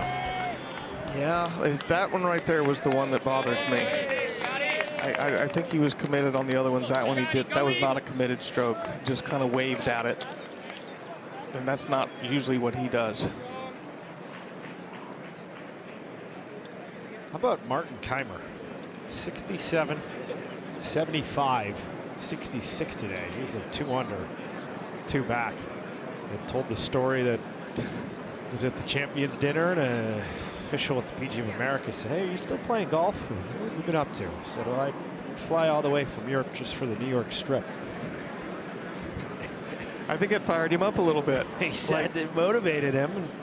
Yes, I'm a U.S. Open champion and a PGA champion. Yes, I still play golf. And based on where the lead lands at the end of the day, you could have a shot tomorrow to add to that. Oh, I would say for sure. Where do you think it's 4 right now? Maybe 6 or some. Maybe, I don't know. It's you know, Justin Thomas is playing well and John Rahm is playing well, but none of them have touched the really harder holes yet. So I don't know. Depends on the wind and how firm the greens get. 4 players now tied at 4 under, including Matty Schmid. Playing under 5 under today. McIlroy, Schauffele. Each had rounds of 66, so they're 1 back. 3 major champions among the collection of 6 names there. And Ludwig Oberg. They'd never made the cut before in a PGA Championship. Just hanging around. Bunch of guys just hanging around in there. 27 guys within 2 shots of the lead. That's all it is. Yeah, but I think 6 under makes sense at the end of the day. Ned, where do you think the lead will stack up once we have 3 rounds in the books? Well, if the wind keeps gusting like this, I can't see it getting a whole lot lower. Maybe 2 shots at best. We just had a big wall of wind coming down the 9th. Almost, it felt like almost a 3-clubber, Scottie. Well, yeah, and if it stays like that, it's going to be, you know, the guys in the morning got the best time to play of all week so far, but it'll probably just be an extension of the first 2 days, where 4 under was leading after 2 rounds, probably about 6 after 3 rounds. It's getting to that point where you get the wind that could blow the mustache off a man. I'm standing next to Johnson Wagner, of course. Ah, give Wags our best. Yeah, no, that thing would never move in the wind. No. That thing's personality never changes. This is why it's playing so easy. The wind reader is jumping between 13 to 15 to 20. And the wind forecast, it's saying 25 at 4, 30 at 5, 25 at 6. Really not dropping until way late at 7 p.m. And that's when the final group's coming off the course. Right. No, that 25 to 30 mile an hour gust is something to really deal with, and that makes it so much harder. If you wanted a difficult PGA Championship on a classical layout with firm and fast conditions, which everyone said that's what you need to really test the best players in the world, we've had almost a perfect sequence of days for the first 3 days to get to where we are midway through this third round. Yeah, you know, and there's been a lot of talk of, you know, maybe some people want to move it back to August. They don't like it here, but man, these weather conditions they're testing every part of everybody's game. And I tend to like this and think it's more entertaining than when only 2 guys get way out ahead and they're fighting it out. So everybody has an opinion. Got the win at 21, 22. It's amazing that how it jumps from 15 to 20 back down to 15. I didn't know Philadelphia was so windy.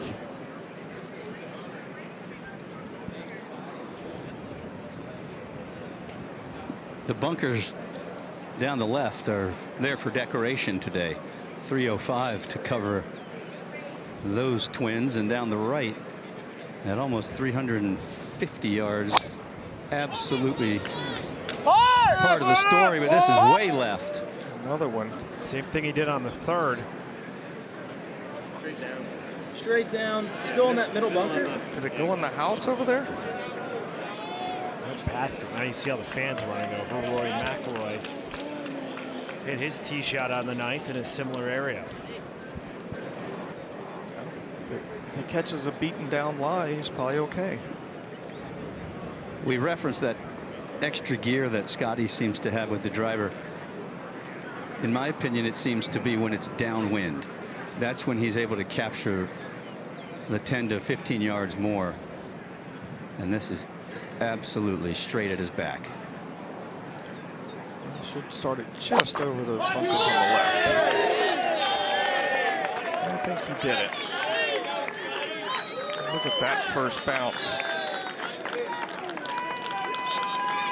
Put a hurt into that one. Yeah, another 350 something.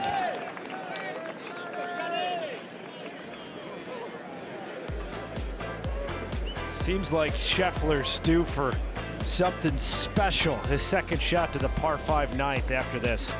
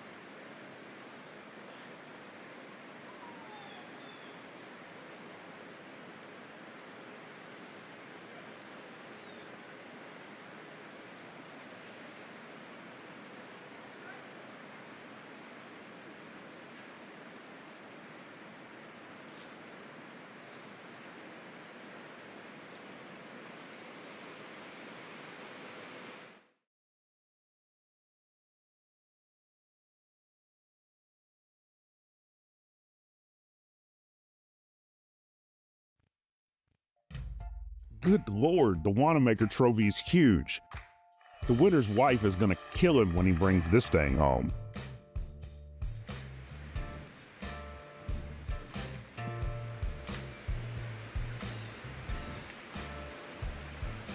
The Arizona State Sun Devils have always had a pipeline to the PGA Tour. Notable players who then went on to win on tour: Phil Mickelson, Billy Mayfair, the old guard, Pat Perez, Paul Casey, some of the newer names, former world #1 John Rahm and David Puig, now part of the next generation. And here's the leaderboard now with John Rahm, who is at 3 under par, 1 back. Aaron Rai up to 4 under, 4 players who have never won a major now tied for the lead. Well, Oberg as well. Just saw that. Doesn't yeah, there it is. Amazing.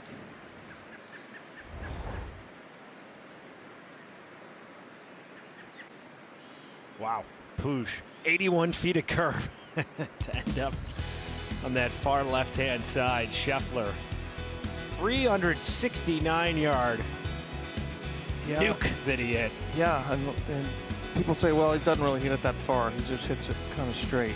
That's far. That is a different gear. And it looks like Puig is okay. Does he have any kind of lie there, Ned? He drew just about the worst lie he could have over here. It's like an egg in a small bird's nest. It's just bustled down in a depression and coiled up around some grass that is over the back of the ball. He has got a lot of club head speed in all the right places. He might need it. Can he get over that first set of cross bunkers? I think he can get over the first set of bunkers, yes. I don't know that he needs to, though. But you think it maybe just chip it out, leave it short of him? It's just one of those that if you feel like you got enough air and access to the back of the ball, you can take it on. But again, if you get it up near those bunkers to the right, you still only have 140-ish, 150 yards. Yeah. To cover the bunkers on the left, he's going to need at least 200 and call it 15 to be safe, maybe 20. Oh, really? The cross bunkers up there. I thought it was closer than that. Well, sorry, to get it to the bunkers on the right. To cover the bunkers on the left is looking at 155, 160 to cover them. Oh, okay. So yeah, cover the first ones and leave it short of the second ones. Is that kind of what you're thinking? If he thinks the lie is good enough, conducive to that. Go Birds! Come on! Chopping it out. Needs to get up.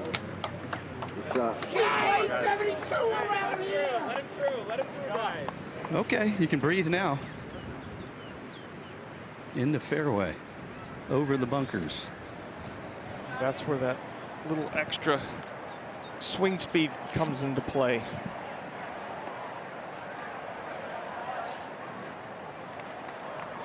Just over today? Yeah, it's fine. It's pretty flat back there. It just slightly comes downhill.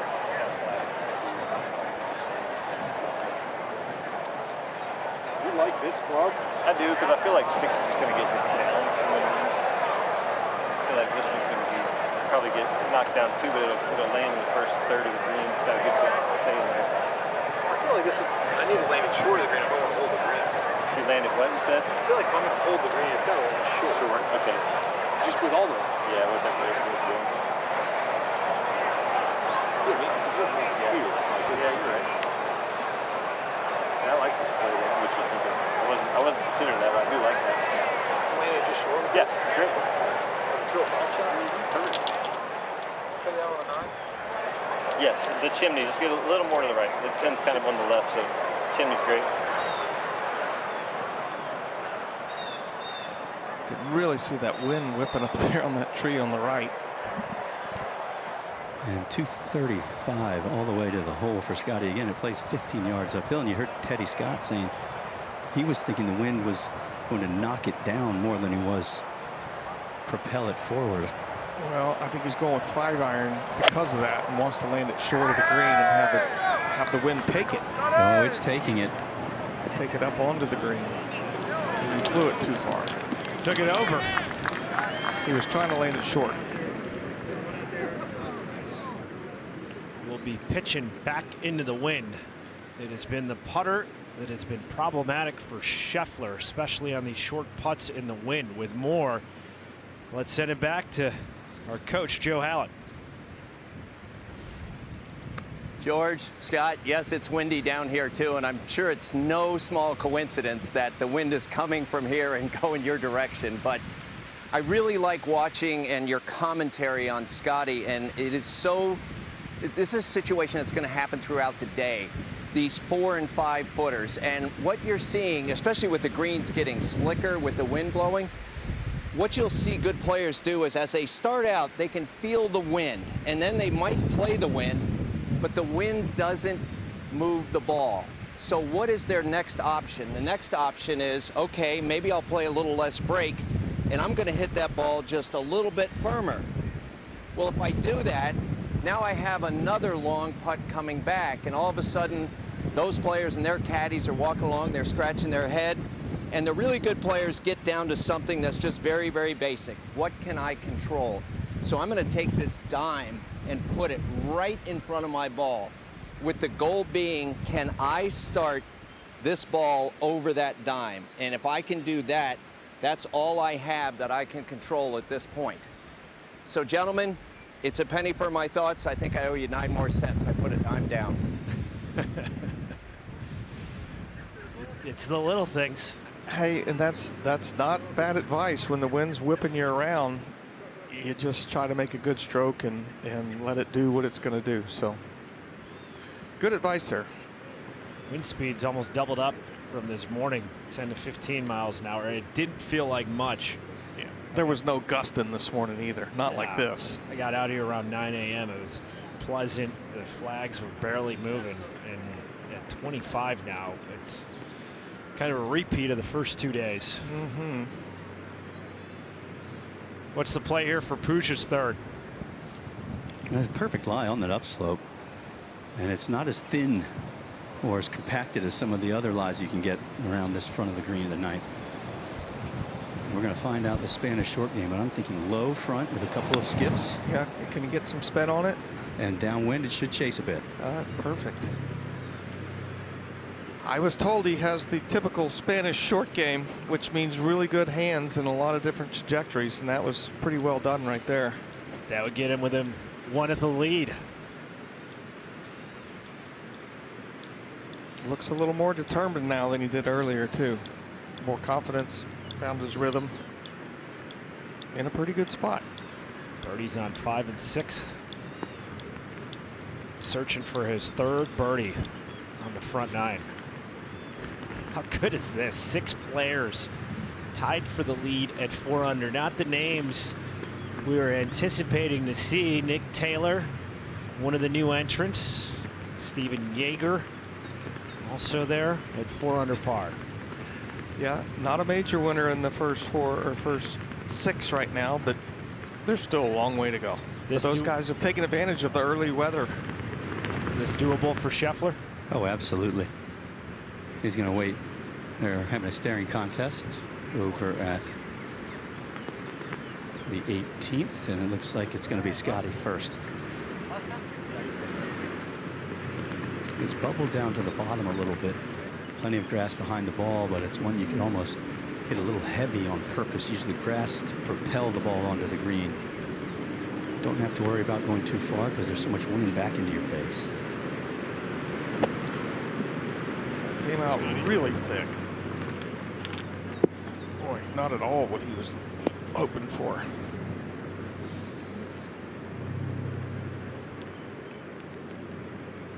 For how good he looked on the first hole until he missed the putt.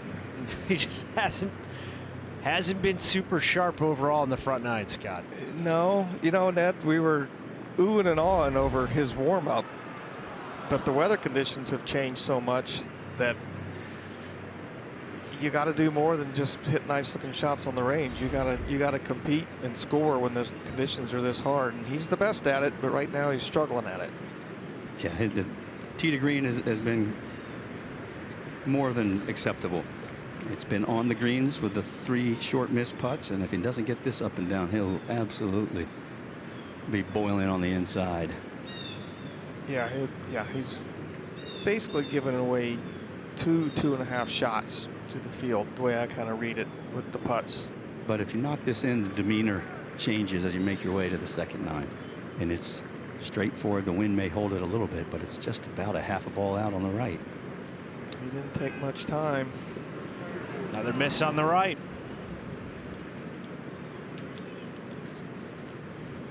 Blown opportunity after a 369-yard tee shot. He had just 238 in for his second. He's going to walk off this 9th hole with a par, going out in 1 over 36. Yeah, his ball striking has been really good. 6 out of 7 fairways, 7 out of 9 greens. His scoring has not kept pace. And Puig, who was on the ropes on the 3rd green, Ned could get within 1 of the lead. Give him so much credit. That bogey putt in Scottie, we talked about how critical that bogey putt was early in the round at the 3rd. And now he looks like a man with something to prove. Well, he's fallen into what I think is his normal routine now. Puig. And it's working. Slides it in. Birdie's on 5, 6, and 9. Goes out in 34. The 24-year-old Spaniard, 1 back of the co-leaders at the top. Very impressive turnaround right there. That's hard to do, but he did it. He caught his breath, calmed his heart and his stomach, and now he's in good shape. Can see why there was a lot of hype around his golf game, and he's up 2 on the world #1.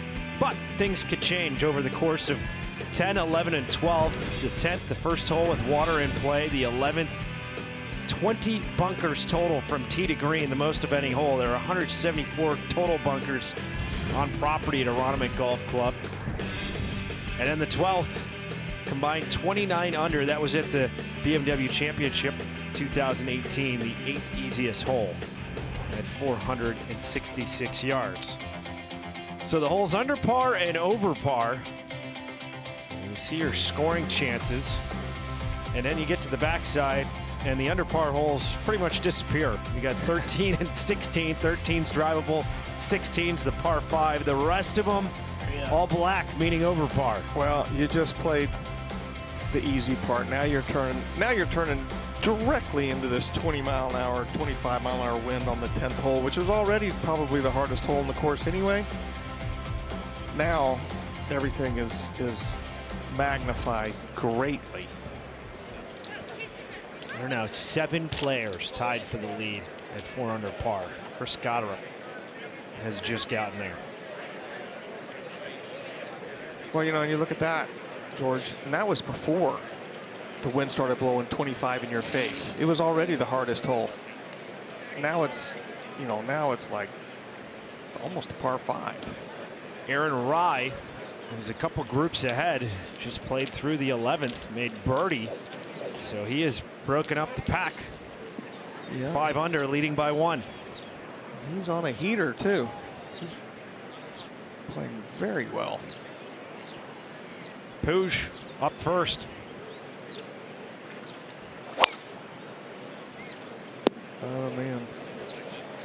Battling that left miss. This might get him in big trouble. He can't hit it that far offline very often. He's done it twice and sort of got away with it. I mean, he has got away with it, but that one right there looks really bad. Just left the shot with you. Great, great.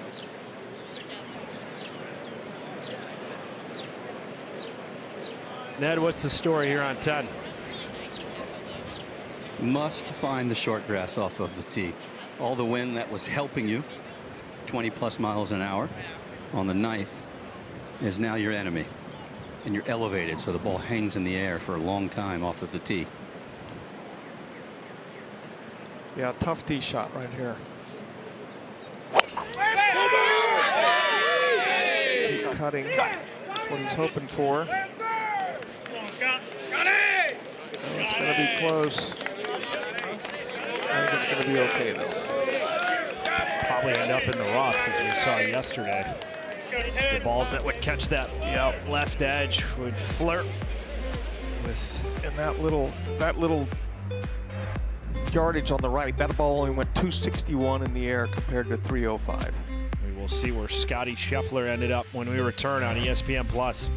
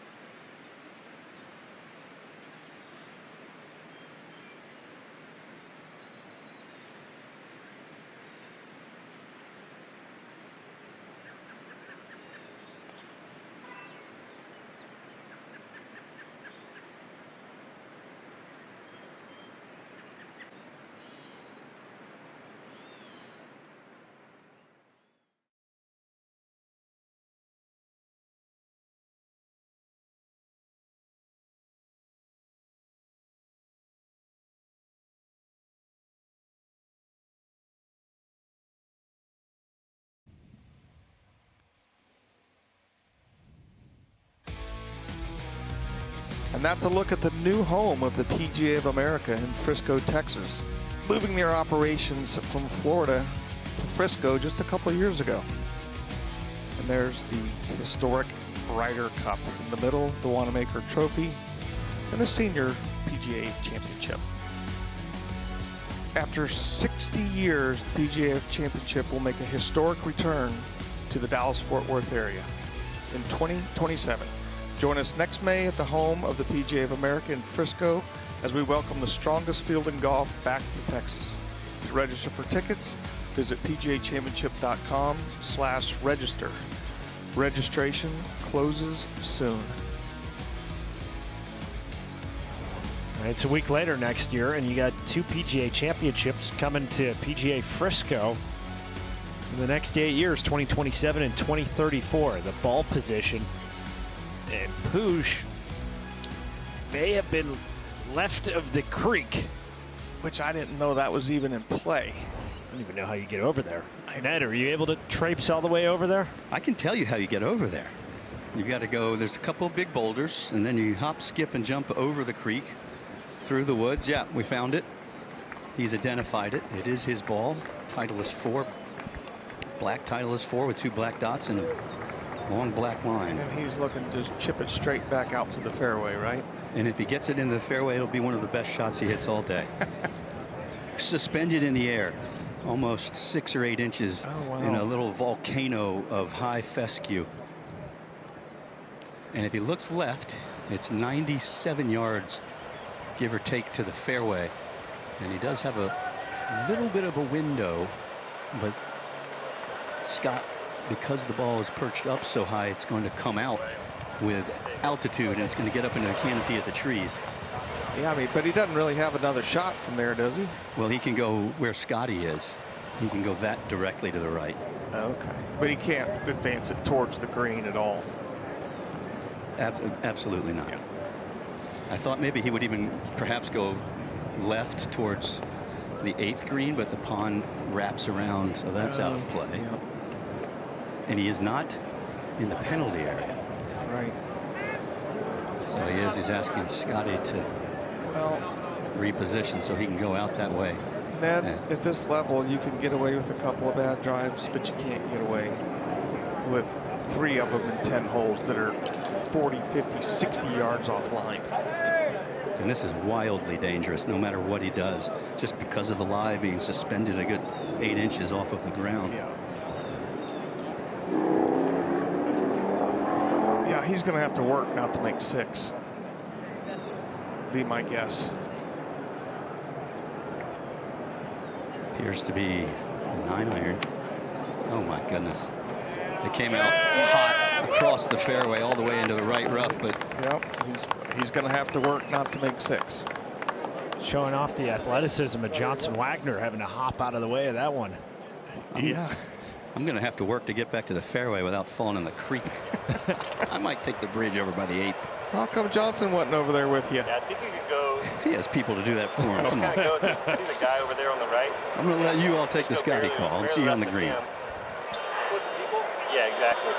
And on that line, if we don't like over one out of the bunch, should be all right for you, know what I mean? You like that? I love the thought. I just want to make sure we give ourselves the best chance. Yeah. I don't know, man. I'm kind of, when you have the 7, I kind of felt like the ball speed's going to be a little less.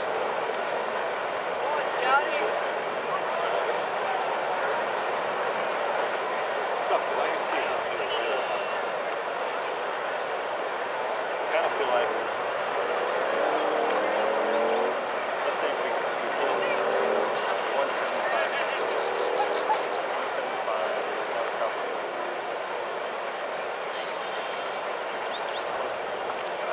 I like what you got. I think this is good. I do. I'm fine with going low early on that one, Jack. Just chipping. Do you think that'll be more predictable? No, this looks good. I mean, you got over it. I mean, this looks pretty good. What kind of shot are you? I think you hit the low draw, like full low draw, kind of chop down on it. You know what I mean?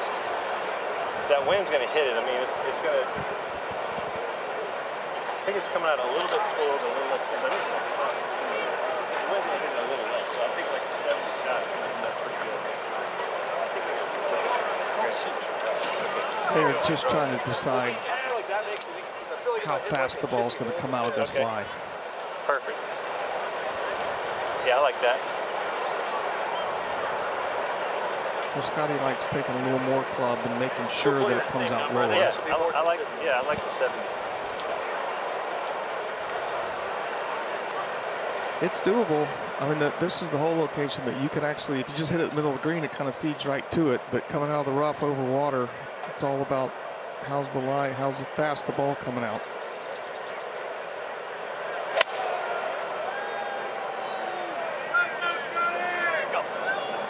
Scottie. Dangerous. Yeah, it didn't come out. They were thinking a little bit of a jumper, and obviously it didn't. Came out dead. Hits the slope. Backtracking. And that'll be off the front of the green. Yeah.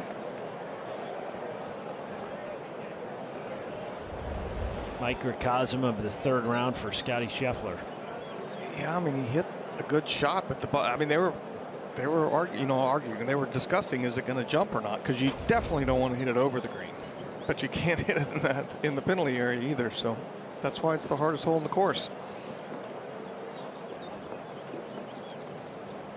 Scheffler with the putter. 1 under, 4 behind Aaron Rai. Puig from dead left to the right rough.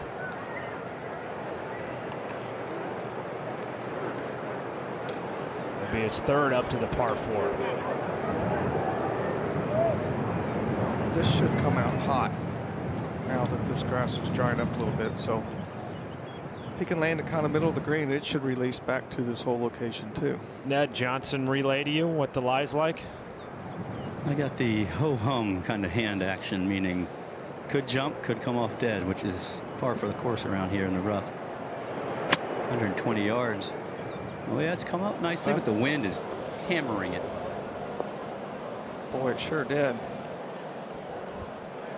And it's not done. No, it's going to be right back there next to Scottie.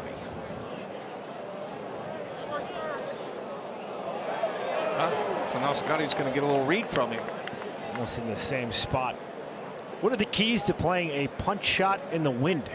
Here's Joe Hallett at PGA of America HQ in Frisco. Gentlemen, the punch shot. I'm non-combative, but I'm ready for this one, all right? What is the punch shot? Literally, I want you to think that you had a boxing glove on your hand, and what so many players try and do is they're trying to punch down into that ball, or they're using their legs and getting ahead. They're trying to punch down. I want you to think about punching through. Rather than down, try and punch through. And the way you're going to do that, you're going to use your upper body. So that if we're in this position and I use my upper body, I can punch that ball forward, direct it where I want it to go, and keep it below the wind just a little bit. I don't float like a butterfly, and there's nothing in this, but that's how you hit a punch shot. Here's Puig's.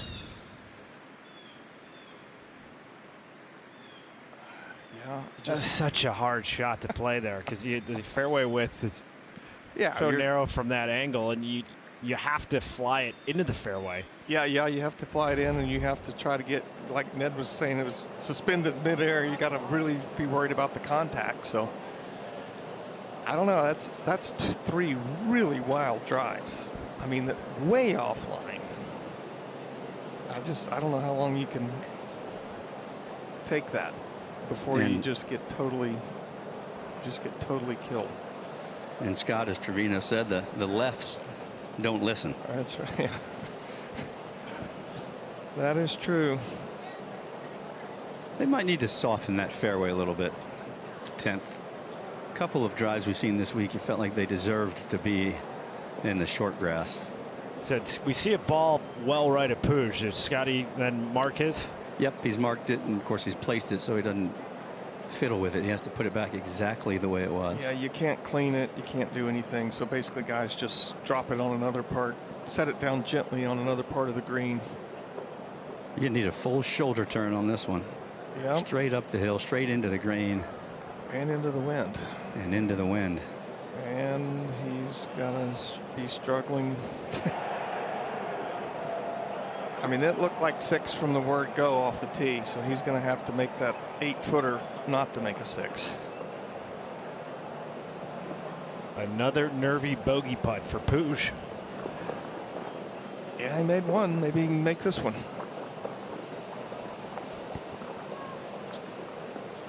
And you saw what his did as it lost speed. It put the left blinker on. Yeah, it did, and broke pretty good. So that's what you're trying to do at the hole, however. So you want to bring it in on that side door, but you've got to get it all the way to the cup before it can start turning. So you almost pick out a spot 6 feet right of the hole where you want to bring it to a complete rest, and then it will put on the blinker. Yeah, I saw one made from here earlier today that was more on this line, but boy, that didn't break at all.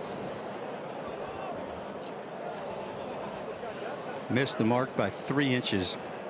He had the right idea. If it's 3 inches to the left, that's possibly in the cup. Yeah, that's That's the mystery of these greens, that guys, it's been happening to everybody all week.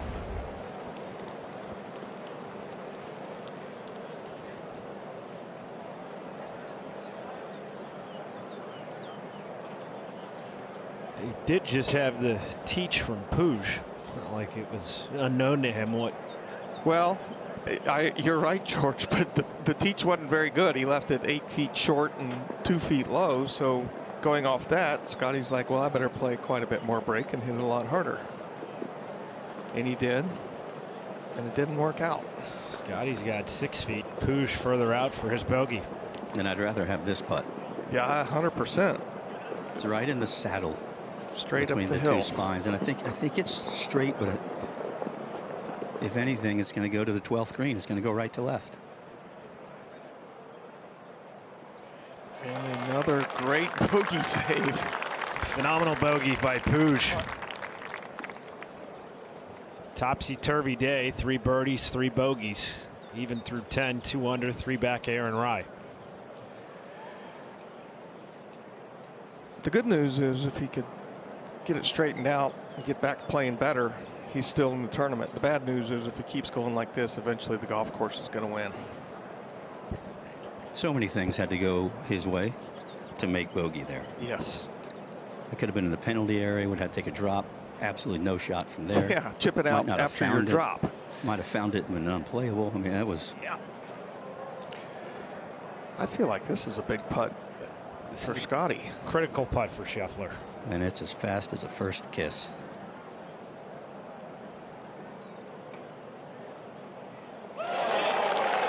Gets that one to go. Well, that putt right there was a lot harder than the 3 short ones he's missed, in my opinion. Scottie only 1 birdie. He came back on the 6th hole. 1 over on the day.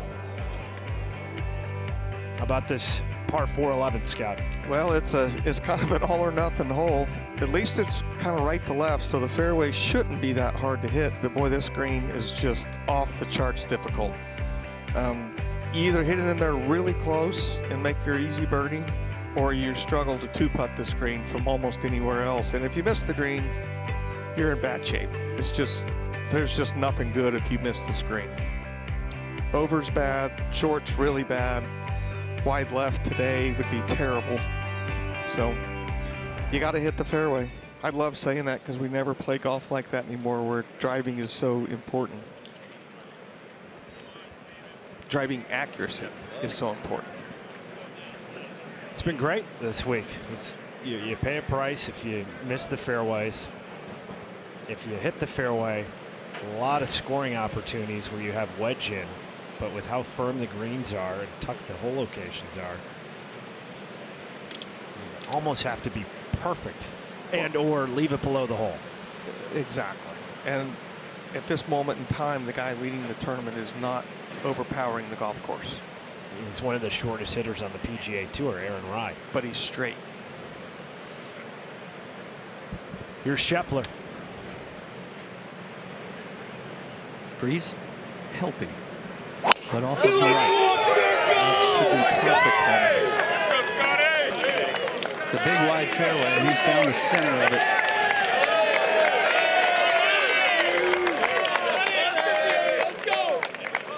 The driver has not been an issue for Scheffler. No, really, the irons haven't either. What's up, bro? Yeah, no, it is not.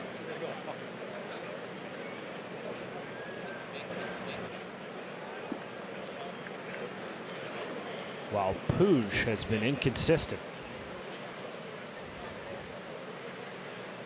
I'm a little ways up. Is this less than driver? No, this is driver. It's going with the big stick. And it probably needs to cut just barely. Seems like it. Well, end up in the rough. In the rough.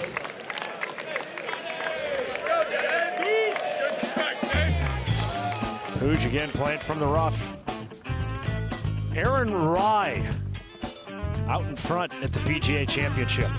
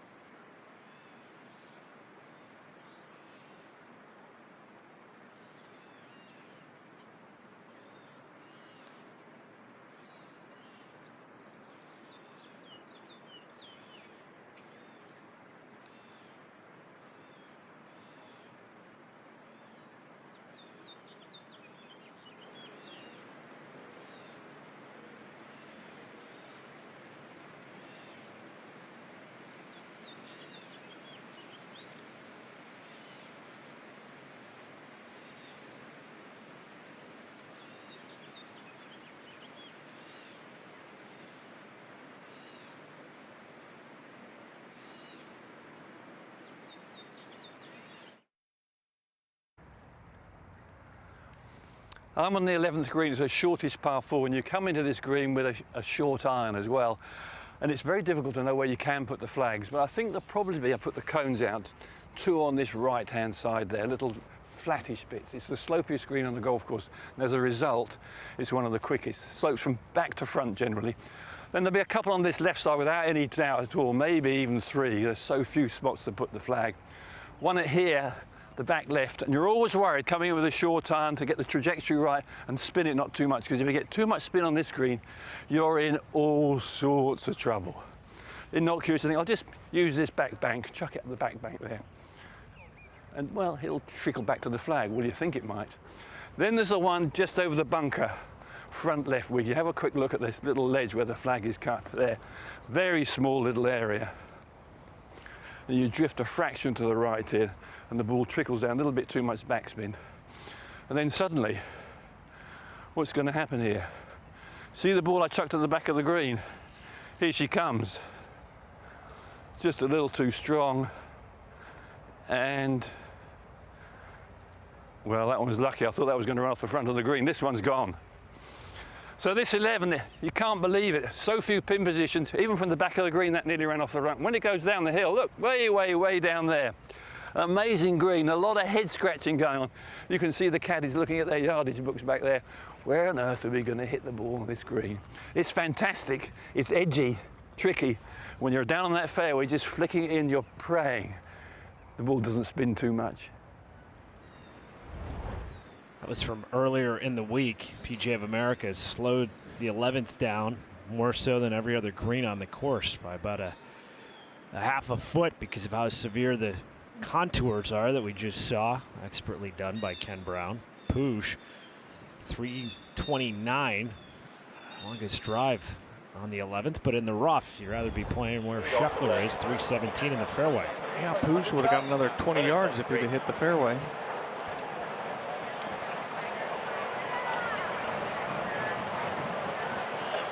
For Scottie, 103, but remember it plays a good 7 to 8 uphill, so let's call it 111. This is a gap wedge. But this is feel, this is creativity, this is almost 30 years of experience goes into this shot. And the whole location today virtually the same as it was on Thursday when Scottie made a birdie. Right, so trying to bring it in maybe just left of it. And he did. And stop right there. Not too much spin. How good is that? Pretty damn good, Scott. Yeah, Ned, you called it. Those are, you know what? You grow up in Dallas, Texas. You play and win like this all the time. You have to have all those different trajectories, and he's got them. See the ball. No angle for Puig, Ned. Not at all. Now, he was the Canary Amateur of the Year several years ago. They have a bunch of wind down there in the Canary Islands, but this is a hit and hope from 95. Yep. Uh-oh. Oh, boy. No. You thought that was hit and hope? Wait till this next shot. Man, it's going to be brutal. I don't even know how he's going to hit it. I mean, he's going to have to try to fly it 1 foot in the air out of a buried lie. He's putting himself in some downright cruel spots around this course. Yeah, brutal. I mean, but again, I'm going to go back to the tee. You've said it. You have to hit the fairways here, but especially at 11. He's not driving it well. He's been missing left. Why hit driver? I'd put the driver up, except for maybe 15, because that's back into the wind, playing 550 yards. But I mean, you got to get the ball in play off the tee. It's strange. He's hit 2 out of 9 fairways. Why do you keep going back to driver when it's a day where you don't have it working? I don't know, but I mean, we've all made that mistake, you know, because you're used to hitting driver, but I mean, he was 7th in the tournament going into today in driving accuracy. And is that why? Because Scheffler, second round, missed his first 6, but then hit 7 out of his next 8. You keep thinking, all right, I'm going to have some positive. Well, yeah, he wouldn't be here if he wasn't really damn good. So, yeah, I mean, look at this now. He can't even go at the hole.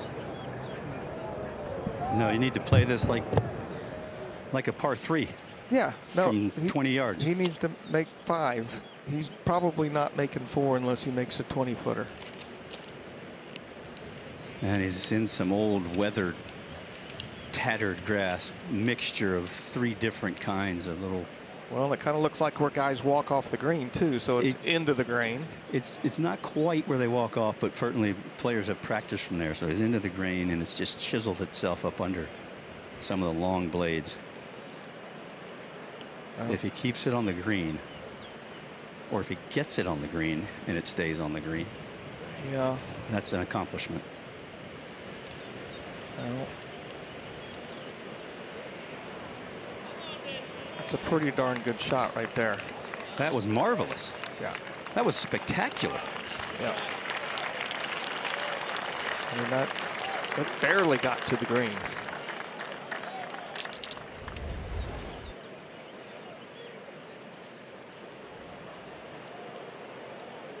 Look, I mean, literally, it's hard to describe how dead he was right there. That's good as he could do. Gives himself a putt. Yeah, good as he could possibly do.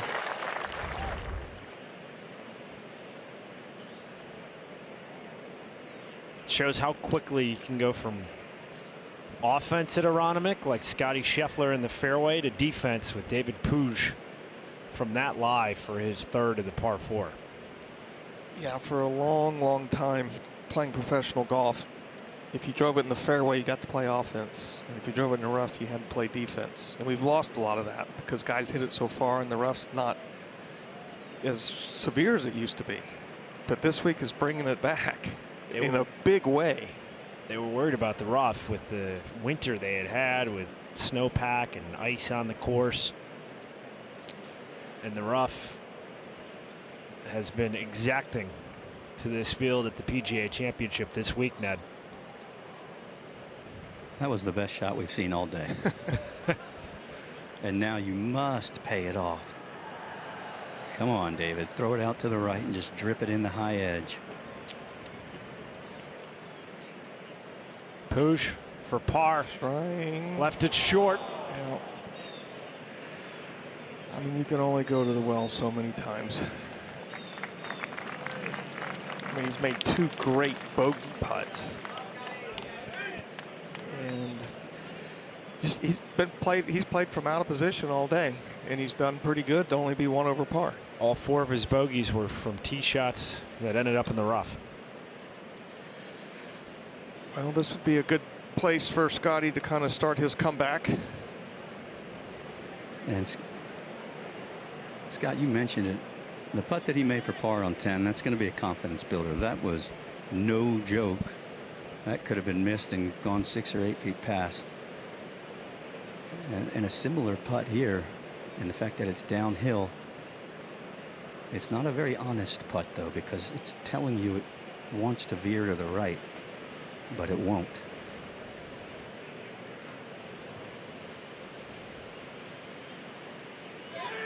Scheffler for birdie. Yep. The fist pump. He knew it. He knew that he had to make that.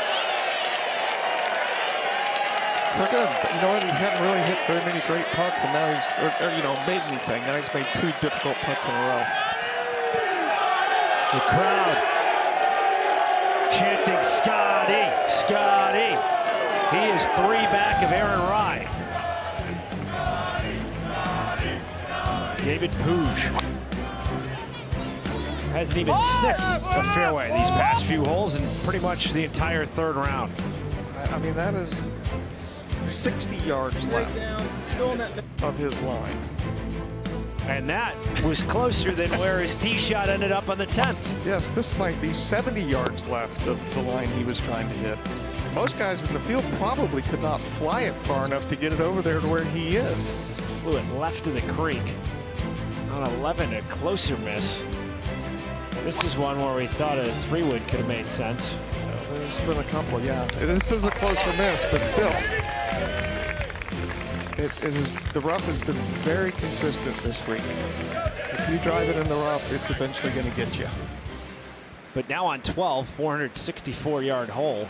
And there he is, 2 for 9 fairways, 5 of 11 greens. Yeah, it's such a tough hole. He has to hit driver here. I know, and it's hit back into the wind. Well, as far as he hits it, if you hit the fairway with a 3-wood or misses the fairway left with a driver, which one would you take? Good question to put to Ned Michaels here on the 12th.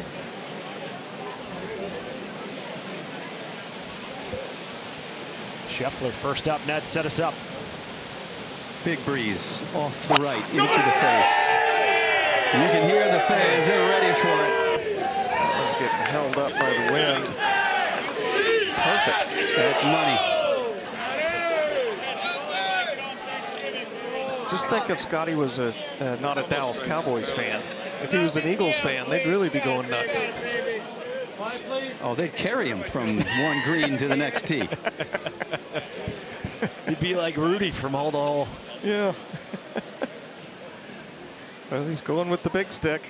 Needs a good swing here, Ned, for Puig. Well, Arnold Palmer said you live by the sword and you die by the sword, and he meant the driver. He never wavered. Seemed like a better, more balanced swing. Yeah, it's trying to hang in there. Two-way miss going. In Arnold's defense, Ned, I don't think he drove it that wild that often. Scottie Scheffler, the birdie the previous hole. He has some bounce in his step walking up to the 12th fairway.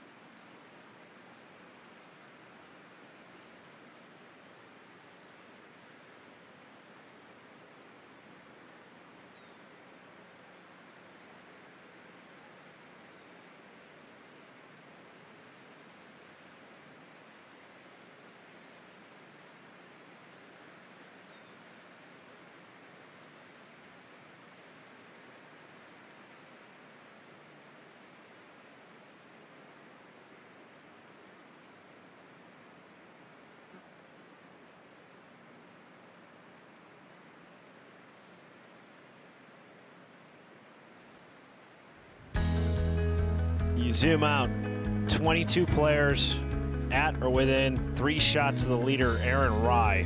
Full third-round coverage of the 108th edition of the PGA Championship on CBS. Here's what we have on ESPN Plus and the ESPN app.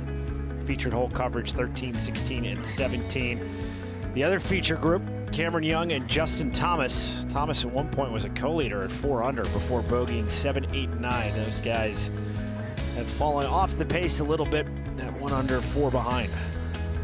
Scheffler at 2 under, Puig at 1 under.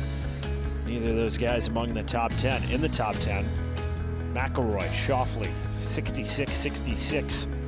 They're 2 back. Matty Schmid, Nick Taylor matching rounds is 65.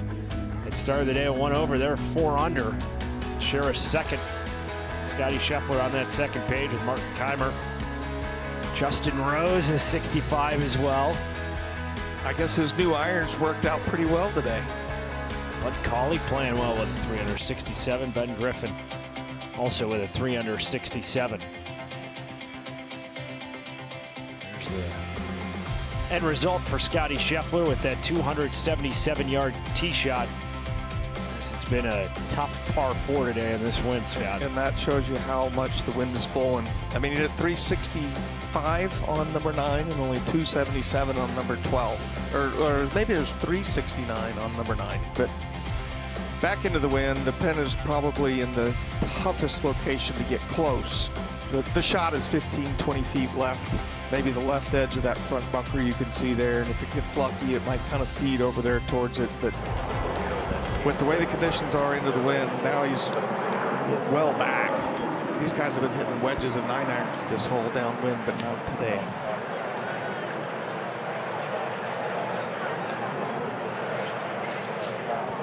Ned, what's he got in and how long is it going to play? 186 off of the upslope, so it does play a little bit uphill. Give it about 5 up. Give it at least a club of wind, so let's call it 15. 200 yards. A 6-iron needs to carry it, if my math is right, with all the calculations. 195 to cover the bunker if he's going to take this on. And it's a good one, I think, to be aggressive with, Scott, because if you go long, you're back towards the 12th tee, and you've got something with which you can work. Well, we'll see what he decides. Going right at it. As a matter of fact, he went right of it. Caught up, hopefully did not plug for his sake. Short in the bunker. It's always funky around. It's got to be open space. Definitely things right next to the hard. Well, wait till you see the line. Kind of see it. At least you see the ball.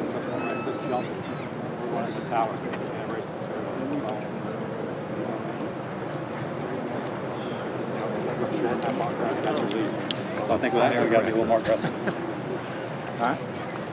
182. It's at the base of the cannon with a couple of fescue fuses right behind the ball, ready to shoot this thing off, and it won't be touched by the wind if it comes out like I think it will. He's aiming right at the flag, which right at. Okay. A mile into the air. Yeah.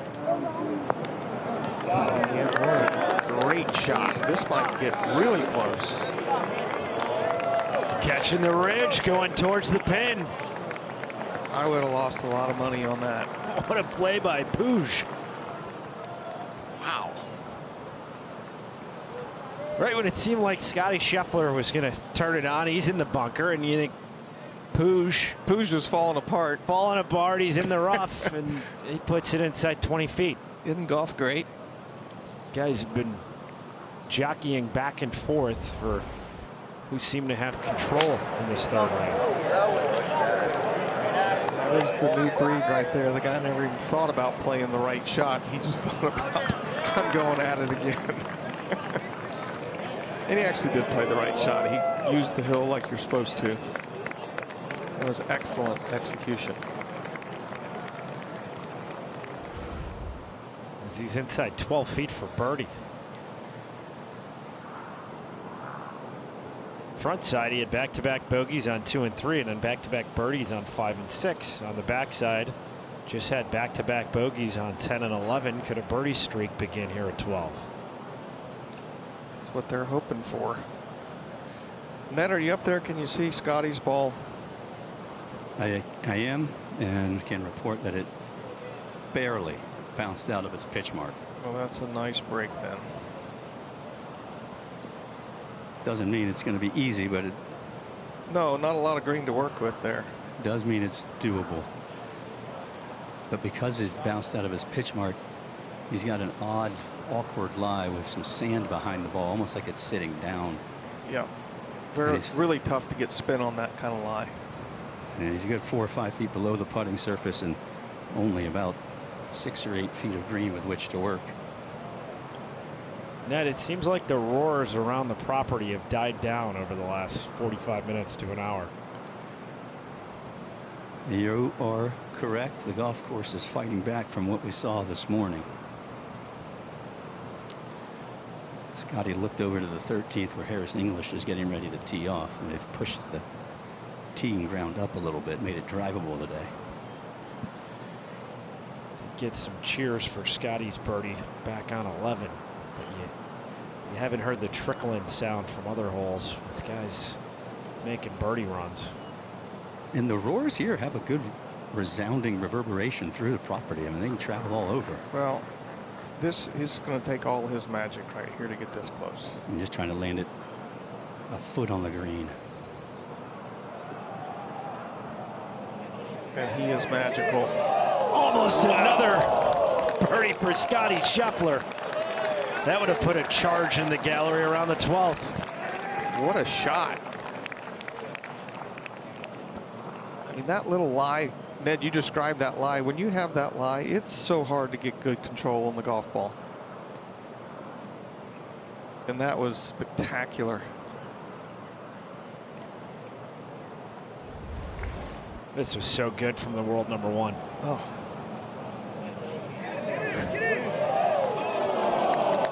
I mean, a little unlucky it didn't go in.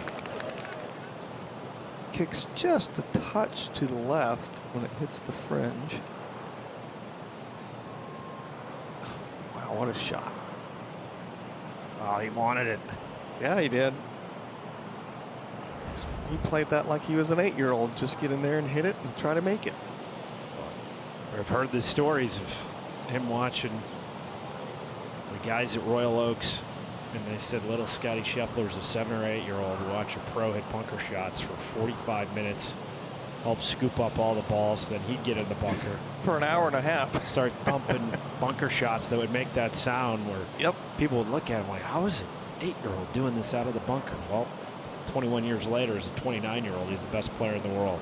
What's this going to do for Puig? I mean, if he can make it. Does it break right? Ned, you still there? I'm here, and I think it's going to wiggle a little bit towards the front of the green.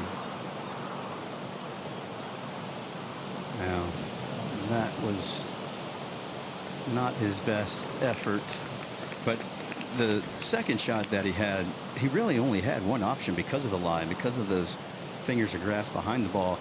And it was actually a benefit because, you know, those flyers, Scottie, they don't get touched by the wind. You're right. But to get the distance spot on was impressive. And a quick note on Scottie Scheffler's bunker shot.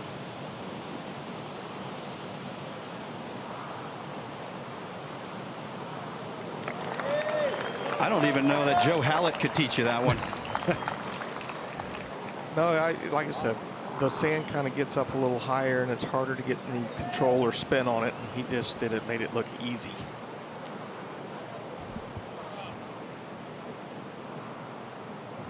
Biggest change, Benny tee box, rounds 1 and 2, the normal tee. For the third round, PGA of America had put in this up tee to make it drivable. So 90-yard change, just 292 for moving day. Right, and it's less than 270 to the front.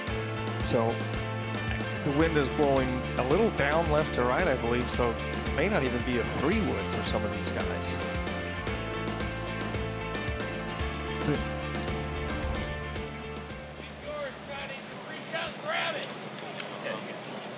It's been the third easiest hole today, third easiest hole for the week. For the week, barely under par.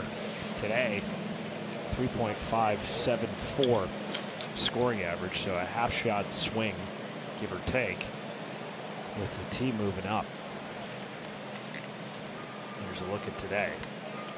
3.57, couple eagles, 31 birdies, more birdies than pars. You're licking your chops getting to this tee box. Yeah, this is their one gimme.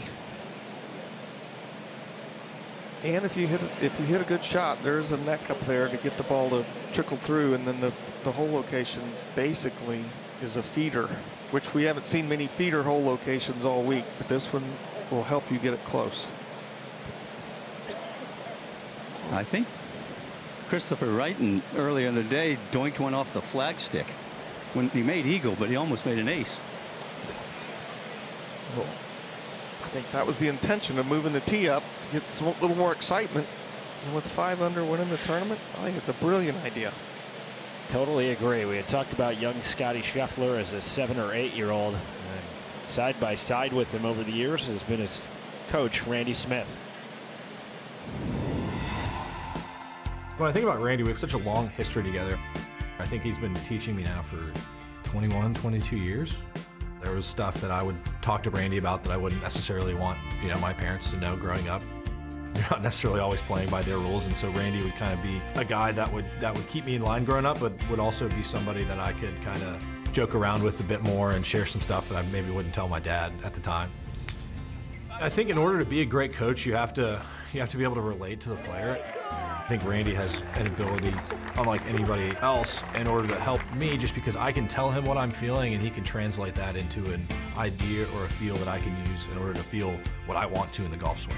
He thinks and notices things that I don't think other people can see.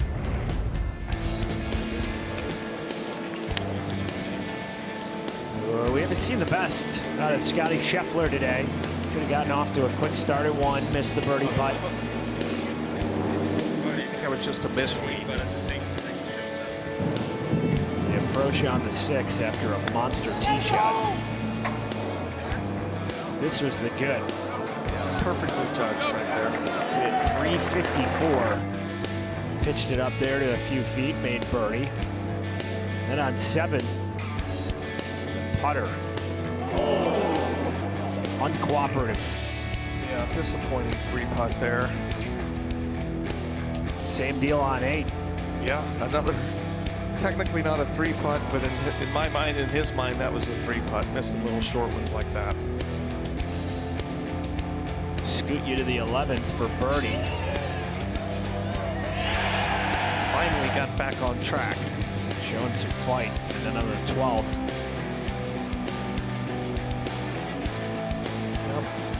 Showing why he is number one ranked player in the world. He's trying to make it from everywhere. I mean, I'm sure he felt, I was like going, this is a hard shot. He was probably down there licking his chops. Temperament-wise, why do you think Randy has been such a good fit to guide Scottie from little tyke to the man we see today? You know, Randy Smith is a West Texas guy where there's not a lot, there's no pretentiousness. He's just a good old boy. He's been friends. I've known him for 50 years. He teaches thousands of people, and he's their best friend. I mean, everybody loves him. He's funny. He's comfortable to be around. I totally get it what Scottie was saying. He probably told Randy a lot more stuff than he told his mom and dad when he was a teenager and growing up. And I think maybe all of us have. So Randy's taught, you know, Justin Leonard, Harrison Frazier.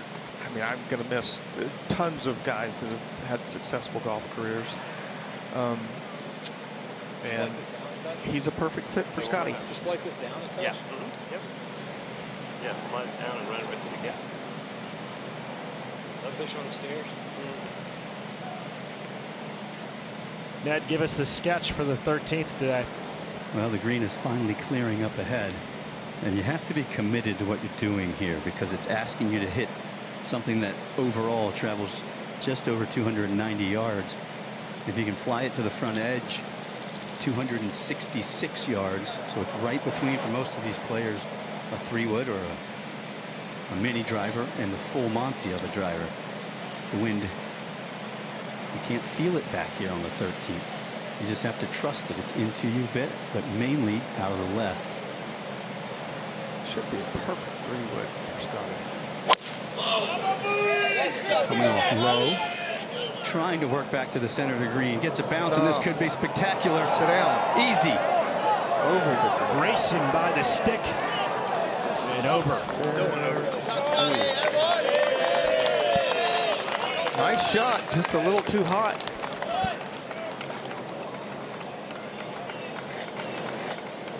The big hitter's going way less than driver.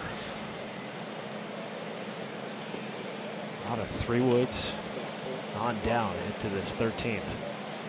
After seeing that, you might be able to sting a long iron. If you keep it down, really down. That was what I got the same whole time. I mean, Scottie hit that almost like the Stinger 3-wood there. That's right. That was a shot maker special. Yeah.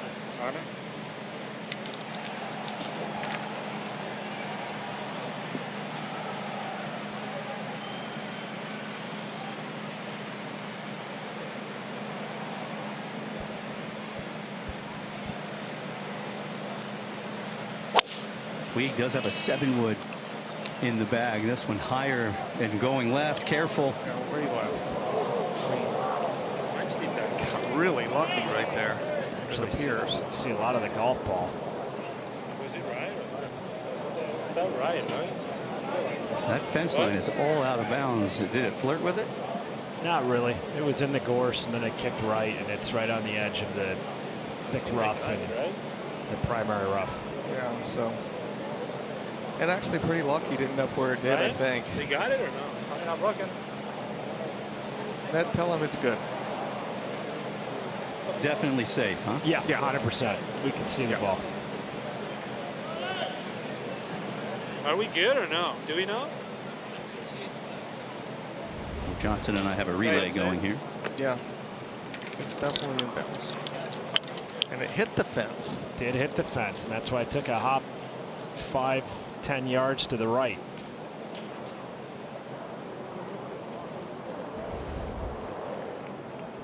Scheffler over the green has been in neutral today. Yeah, but a lot of people have been in neutral, but his is only in neutral because he's missed some short putts. I mean, his ball striking has been really good, in my opinion. He's right in the middle of the tournament, though, right? How close do you think he is to going on a run? Well, I would say if he birdies here, 14 is playing a lot easier than it has been playing. Wouldn't shock me if he can get this up and down. Wouldn't shock me if he made another birdie or two. I mean, the dude's a fighter. He is the best player in the world for a reason, and this is right up his alley. So, you know, he's been a fighter since he was 8 years old. Like, we're looking at those pictures and all that, and I don't know him nearly as good as I maybe know Jordan or particularly Randy Smith, but never anything but this kid is all world. Great person and the best competitor. Randy Smith claims he's better in pickleball than golf.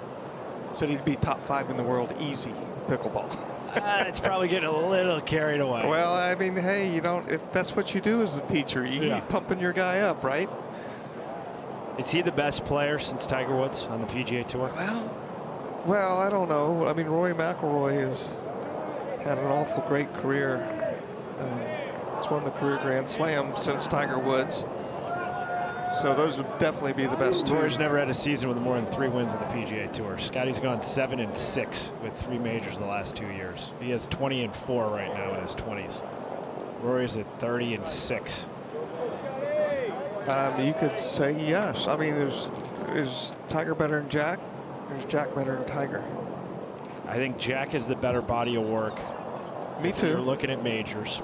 That Tiger played the game at the highest level we've ever seen. Me too. Rory right now has a better body of work. He's won more and won the career Grand Slam. But yes, this guy's the better player right now. So, and that's not enough. Wouldn't you like to be one of those 4 guys we just mentioned? Agreed. As a golfer, I mean, holy cow. Ned, what are you looking at? I'm looking at a lucky man from Spain. He hit the out of bounds fence. Didn't come down in the high grass. And he's on the downslope, yes. A couple of knolls of grass behind him, but it looks like the ground is going to be firm and terse, but it's not. There's some cushion, some air in it. And he's got a lot of green with which to work. Well, he's going to need that Spanish short game magic, but he could have been a whole lot worse off. And on the other side of the green, Scottie Scheffler got about 4 or 5 feet from his ball and couldn't see it. Yeah, it looked like it nestled down against kind of underneath the grass. And you can see him, he's trying to find something similar in practice to understand what the club is going to do. Yep. The danger here with this shot is that he needs speed. David does. Yeah, but then he needs it to stop. Correct. This one he could go straight under or gas a little bit. Yeah. It's over there. And once again, missing the fairway, there's no reprieve. You can't play from there anymore.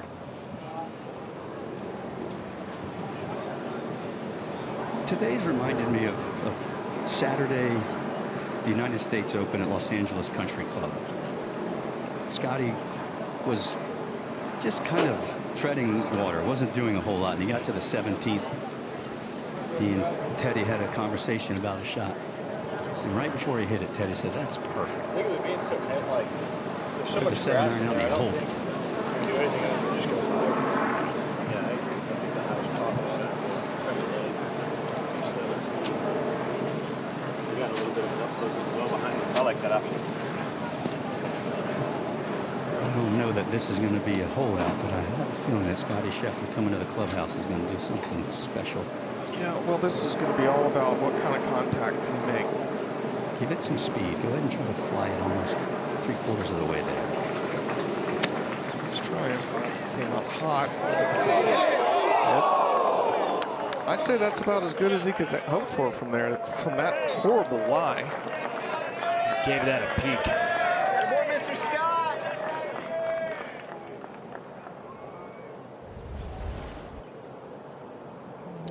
Kind of looked. Looking pretty good from 4 or 5 feet out. He's got 6 feet for birdie to get within 2 of the lead. Yeah, and he played, really got the ball in the hole beautifully round 1. Made some long putts, but we really haven't seen that quick 4, 5, 6 hole spurt yet. If he has it, then he's probably going to have a piece of the lead. Puig is third.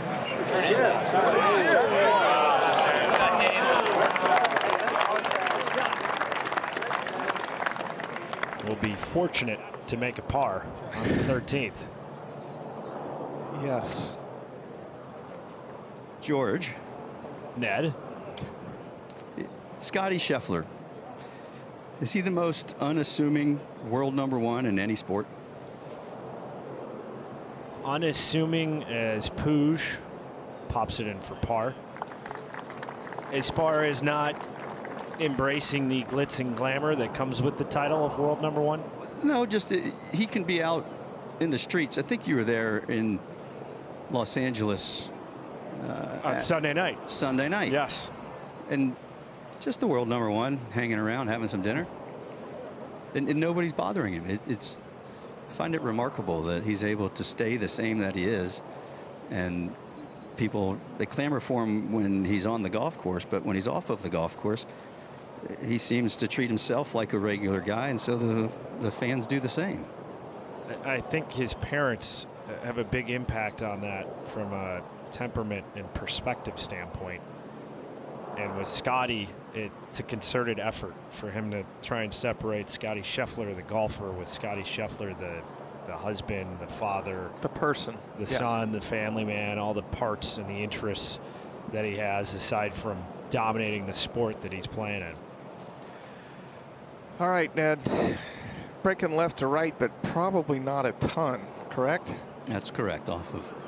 This ball was breaking away from him here going past, but then it kind of straightened out at the end. And your feet are lying to you here, though, so I put it on that left edge. Just trust it. Scheffler to get within 2. Oh my gosh. That ball just broke all the way across the hole coming down the hill, didn't it? Isn't that what we watched? That's what we watched. There's just the vagaries of these greens. Again, they're old school. They've never been remodeled or redone, and they have all these wrinkles. I think he hit the putt he wanted. I think he did. But when that ball, the last 6 inches of when his chip stopped, the ball started going back to the right, which would have been to the left when he's standing over it. But I was like, well, it's still got to be breaking to the right at the hole.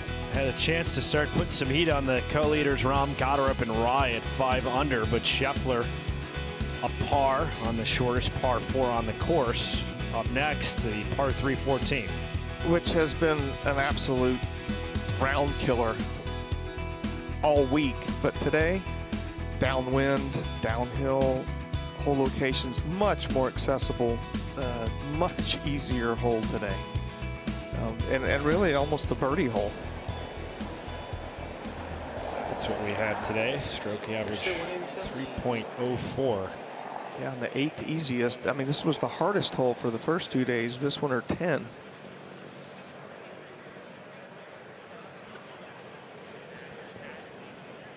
Three-way tie at the top. Goddard has just made the turn. It's fascinating if you You break this down, looking at the last 1, 2, 3, 4, 5, 6, 7 groups. Goddard, the only one under par. Yeah, everybody else is finished. No, the last 7 groups on the course. Everybody else that's shooting a good round is finished. Yeah, there's just, it's playing hard. So everyone else is either at even or over par. But yeah, to your point, all the rounds that were in the mid 60s, they finished over an hour ago. Yep. So. You think like an 80 shot? I like full. Yeah. Those flags are showing a lot of left to right. I don't think we're getting a ton of help. So.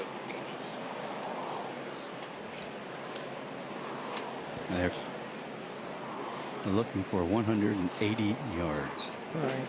And hey, Ned, what we watched on the range, this should be right up his alley right here. 7 iron.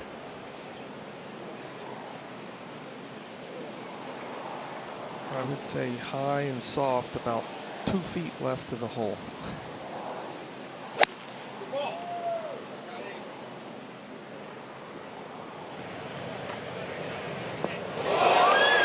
Something like that. That'll play.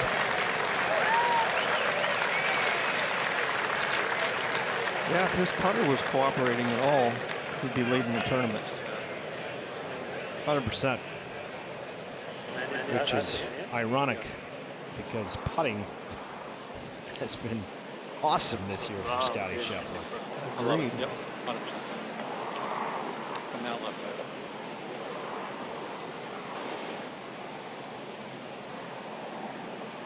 I don't know if this gets there, but he's going with an 8 iron.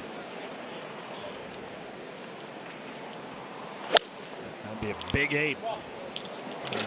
He's got it going all different directions. Never the right club. No, but I mean, it's been what? Right, left, off the tee. It's just been, he's got it going everywhere. That's why he's rehearsing his backswing on the tee. One of those days that has been tough, not just for the conditions, but Puig not feeling it with the swing. You need the shades on. The sun is shining on the PGA Championship for this 3rd round.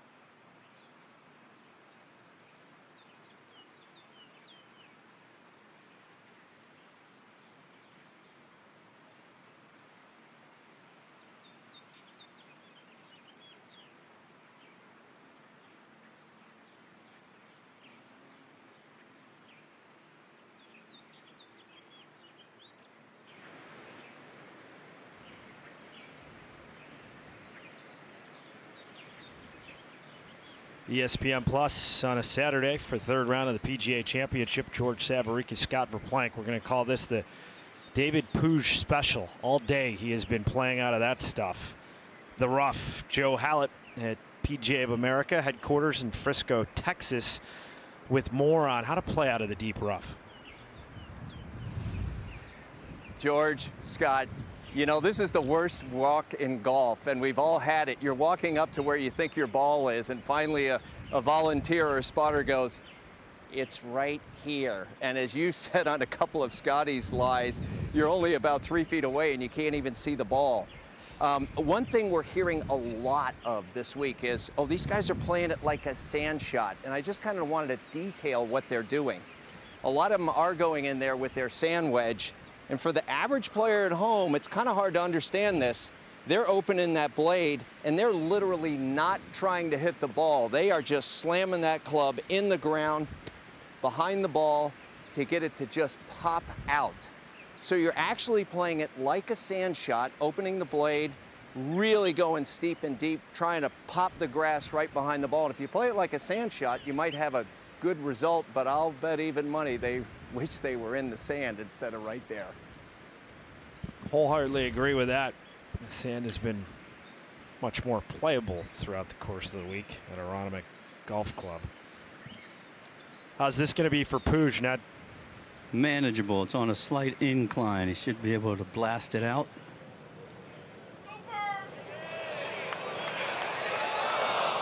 Zooms by. Yeah, it didn't hit it far enough in the air. Caught I the thought, downslope of the fringe, didn't it? I did. I thought he was going to go up top. It was almost like he was trying to hit a low spinner.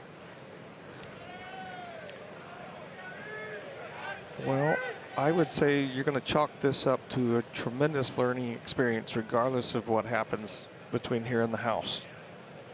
He did settle down for a while and got comfortable, and now he doesn't look very comfortable at all. What would be the lessons learned? Just experience, patience.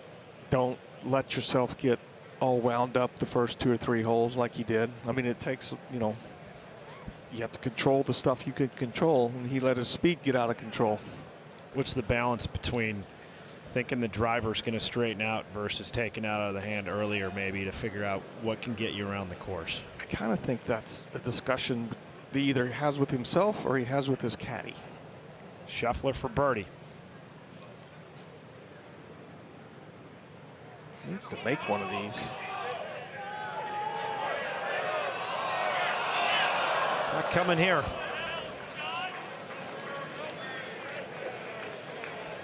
Goddard just bogeyed the 10th. 2 players tied for the lead at 5 under par. Rahm and Aaron Rai.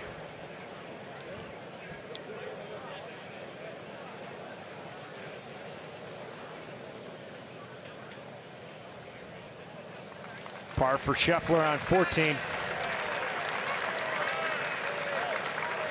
And Rahm just missed a 2.5 footer on the 18th for par. So he's going to fall back to 4 under. It'll be Aaron Rai all by himself in the lead. I think I've seen more short missed putts, and we've seen a lot from Scottie today, but obviously the greens are not something anybody's used to. Ned, you agree that there have been more short misses than most weeks you're covering the game? Without a doubt. And it's inexplicable, really, because they're so smooth and they look straightforward. I hit putts in the practice rounds. Didn't think much of it, but clearly where they're setting these hole locations, there's a little bit of grain and all kinds of wrinkles. Yeah, but for bent greens, I don't know how you could get the surface any better. I agree. Should just get to the front of the green. No, it's coming unwound now. Well, as hard as this golf course is and as hard as it's playing, you just can't hit it all over the lot and get away with it for a whole round. It's just, there's just almost impossible.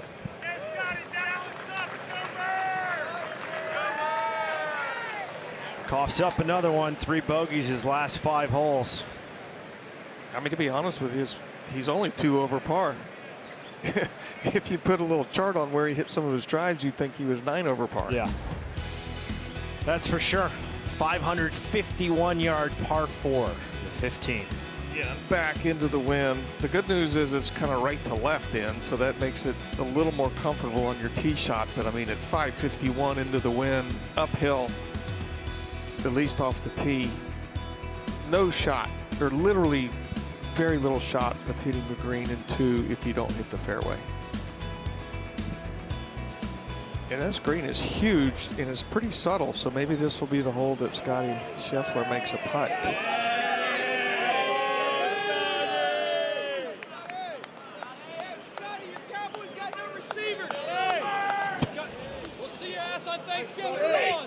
every hole. We'll see you on Thanksgiving.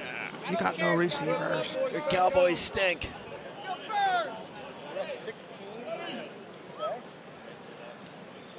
A lot of chirping from the Eagles fans. Toughest hole on property today for the third round. Yeah, first day that it's played back into the wind, so you're getting the full yardage of this hole. It's the out and back where 15 and 16 are identical yardage almost, 3 yards apart, 551, 554, and identical scoring average, 4.368, 4.375. But you have the easiest hole and the hardest hole just because one's a par 4 and one's a par 5. So it's just a number. You got two, you got 2 holes. One's into the wind, one's downwind. So with the 3-wood, just because of the hurt. Yeah.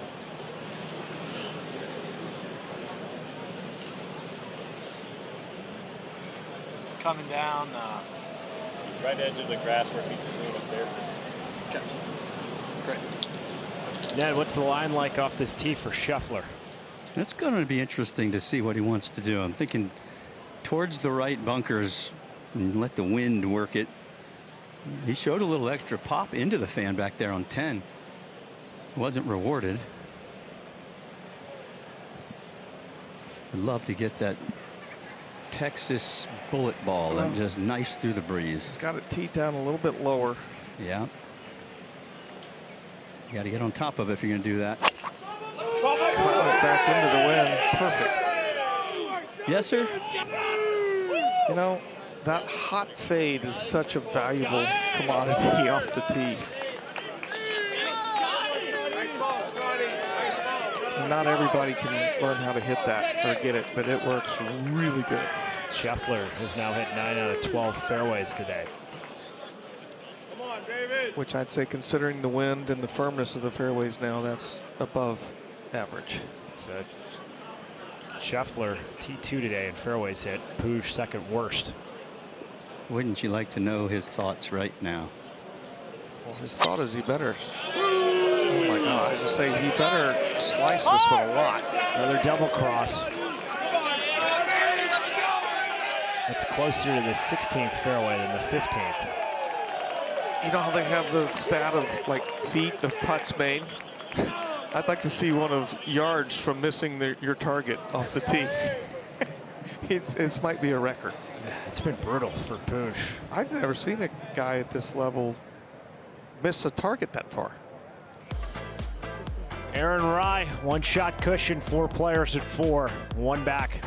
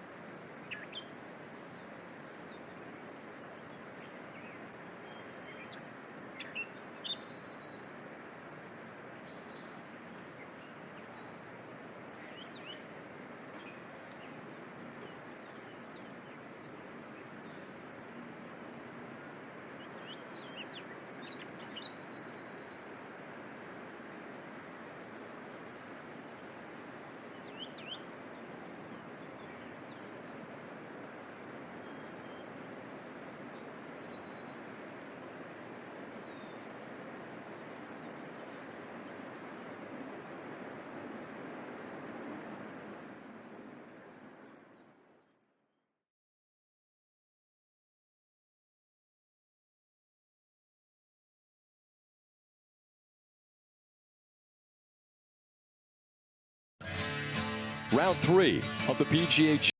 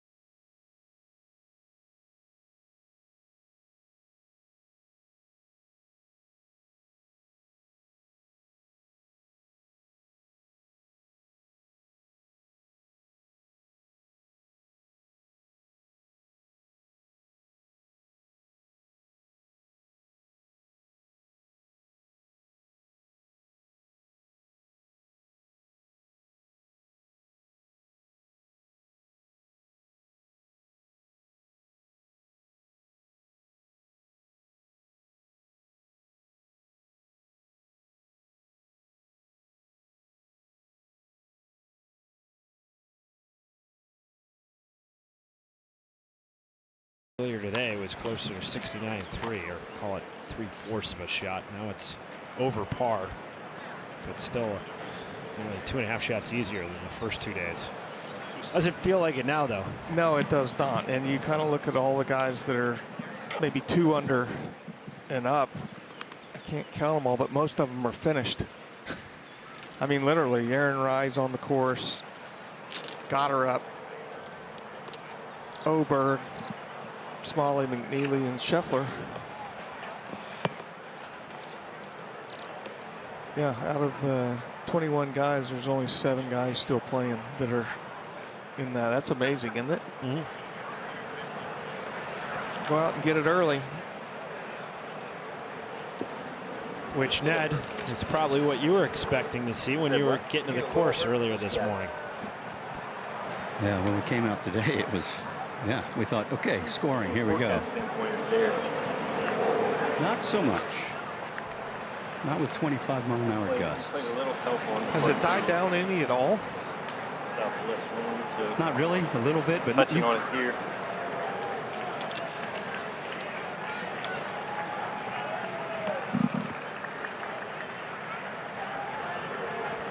Let's say you hit. Let's say you hit it.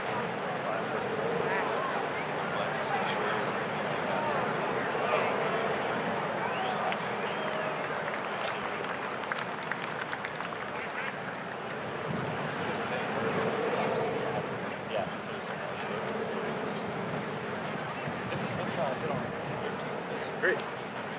You like that? Yeah, man. Just trying to chase that. Same shot he hit on 13. That's right. That's what he's hitting here. That's it. There you go. And to answer your question, it hasn't died down, but you can't feel it here as we get closer to the bottom of the basin. You just, again, have to know that it's there, and it's hammering out of the right. This is the punch 3-wood. Can't remember the last time Scottie hit a fairway wood into a par 4. From nearly 260 yards. Go ahead, Picasso. Yeah, same shot he hit on 13 is what he's trying.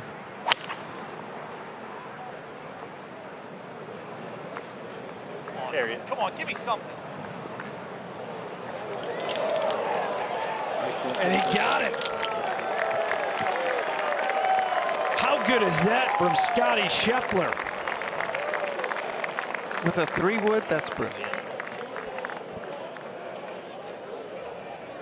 That's a birdie putt coming up for the world #1 on the hardest hole. It took us a while to find David's ball. He hit it over all the gallery, almost into the 16th fairway. Drew a decent lie, and is able to get it up to the close to the front edge of the green. He walked up, Scott, and we'd been searching for it for a few minutes, and he said, "Do you guys not have it?" And I thought, I tell you, he doesn't have it, as you. You airmailed 2 galleries, and yeah, we got it now. Oh man, you understand? I get it. It's a hard game. Well, part of the problem is he hits it so far that, you know. Well, let's diagnose the problem. It goes way offline. He's 2 for 12 hitting fairways. So Scott, what are you seeing with his swing and setup? Well, just his setup, George. You noticed it, and I noticed it. He aims pretty far left, more like a Gotterup is aiming, but Gotterup pushes it out to the right, and that means you kind of have to hang on to the club, maybe from about right at the top if you stop. So he's wanting the club probably to get a little bit lower and more inside, and it's obviously the double cross is when you're trying to hold on and cut it, and instead the club's getting too far out in front of him, and the ball's starting way left and going left. I mean, it's hard to tell from this angle, but you can see the hands covering it at impact. And he's trying to keep it from going left, but it's just going. Look at, I mean, I don't think I've ever seen anybody miss fairways by that much. Now, I haven't seen many guys hit it that far, but I mean, that's way out of play. And you'll maybe see that happen once or twice. It's happened 4 times now where he misses it 60 yards left to where he's. Yeah, that's the. Yeah, once or twice, okay. If you do it once, like, oh, wow, that was a huge mistake. And twice, like, oh, man, this guy, he's going in the tank. 4 times. Yeah, it's bizarre. Ned, have you seen anything quite like it out of a professional? Not a major. Well, Phil would do that occasionally, but then he'd get it back, and I don't get the sense that David's going to find it here in the next few swings. And I was just thinking about the last 2 days. I've done 36 holes, and I feel like I've gotten more steps in this round already. Yeah, more than likely you have. You know, you bring up a good point, Phil. But Phil would only, if he hit 2 of them, he would back off. And you know, he's trying to win the golf tournament. He's not, you know, he got into where he's trying to kill it and all that, but he also was really focused on winning the golf tournament. So I don't know. I don't think he just kept hitting it all over the lot to win. I mean, look how good like we watched him when he was 50 and he won the PGA at Kiowa. He drove the ball great because he dialed it down. But I'm going to give David some credit too. He's held his demeanor well. He hasn't broken. He hasn't cracked character. He's just been pretty stoic all day. No, hey, it's impressive. He's only 2 over par. He needs to carry this 3/4 of the way. It's going to stop quick. Didn't come anywhere close. Yeah, unfortunately. And he's starting to move like he was in the first 3 holes, not taking much time. He's clearly a quick player, but you can tell when he is a little out of sequence, and I think we're back in that. All guys that have played at this level have been in that spot before, where you fought and fought and fought, and you're out of gas now. I mean, you just can't. You know, they're all human. I mean, I'm sure his wires are way more crossed than ours watching it. It's interesting when players get under pressure and get uncomfortable. Some players speed up and other players slow down.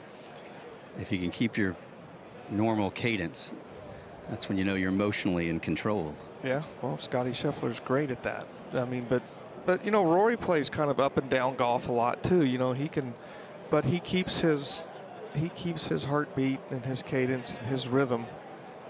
You know, it's almost like a given that Scottie Scheffler's going to have good rhythm. I remember having that conversation with our ESPN colleague this week, former world #1 David Duval. What changed when he was a guy with all these runner-ups to then winning at the highest levels? And he said, I had to slow down my walk and focus on my breath, which sounds so simple, but it can make such an impact, especially when you're trying to win events like this in major championships. Puig for par. He didn't even read it from the other side of the hole. Yeah, I think he's out of breath and that he's out of energy. Scottie was ready to go. Scottie had his ball down. He was clearly trying to be nice and go ahead and putt first and give him a chance to catch his breath. Correct. And David really didn't even wave him off. Scottie just kind of had to go pick up his golf ball. Ned, I've been there before. Oh, where you just want to get done now. I lived there. That was my address. Yeah, still have a mailbox there. White noise, blackout, whatever you want to call it. Yeah, I feel for the players. Oh, I feel bad for him. I know he's out of energy. But that's what these majors are meant to do. They're meant to test every part of your game, including your stamina and your mental ability. And that may be the most important thing they want to test. This is such a difficult putt to hole. You have to send it out wide right, and it sails all the way across the green. 33 feet. Just trying to get it close. That was a good putt. I think he felt really good about that.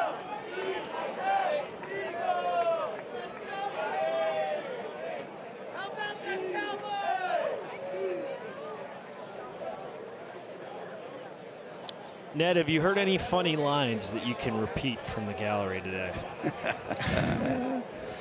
None that are meant for error, I can tell you that. They've actually been not as unruly as I expected. Also, it hasn't been as frenetic as I thought it was going to be when we came in, as you were mentioning just a bit ago. We thought it was going to be a scoring frenzy.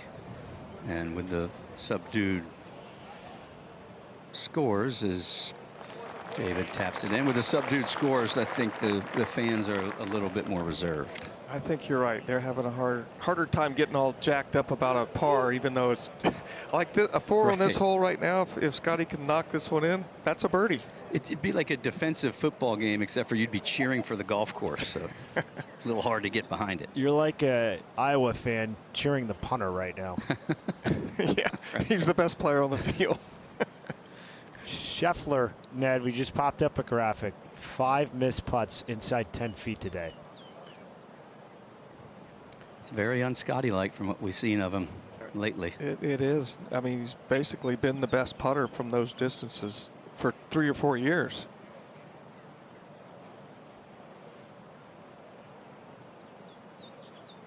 Still just 3 back. Good par.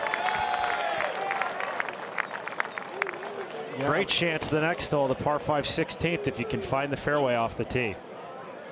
100%. Almost straight downwind, maybe a little off the left, but everybody in the field can reach this par 5, just like the 9th. It's all about driving it in the fairway. If you do that, you're going to have an iron to the green. Pin is kind of in the back middle, so it's not that you're going to hit it close, but you're going to have a chance, pretty good chance at maybe, you know, pretty easy 2-putt if you can get it on, which is pretty hard to say around here. There's not very many easy 2-putts with all the short putts that are being missed.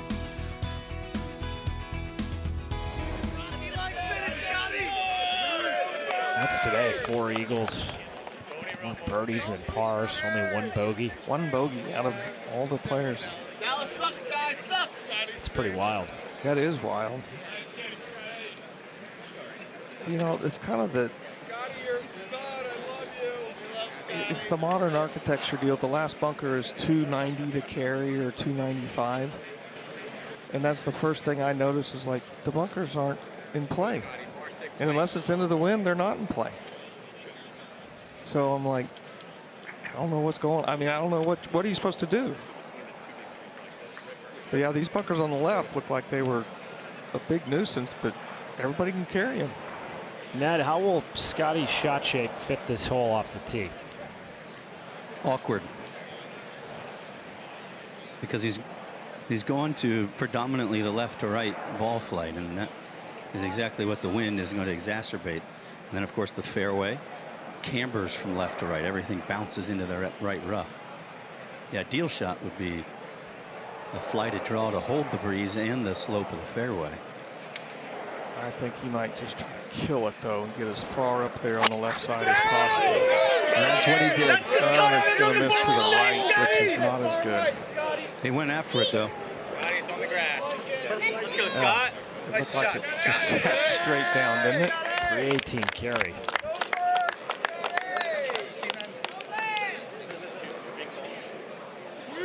But birdie will be harder to come by.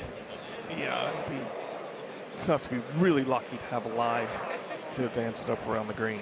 What? I don't know. Are we going to see here? I had to aim over there at that tree on the right and pull it right into the middle of the fairway. Keep setting up with this open stance, aiming left. Well, left is okay here. Yeah. Oh, he finally got one. And this is a hammer. Come on, Scottie. Yeah, carry everything. Yep. Oh, wow. He's got 9-iron to the green. Had been a minute since Puig had visited a fairway. Yeah. We have liftoff on the 16th. 15 miles away. In the heart of Philadelphia, it's the America 250 celebration.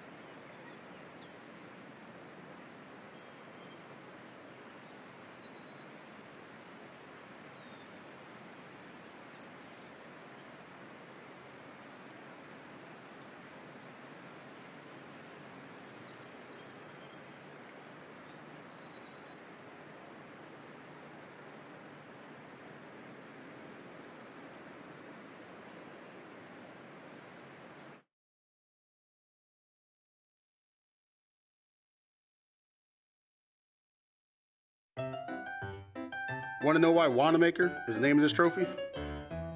It goes back to a Philadelphia businessman named Rodman Wanamaker.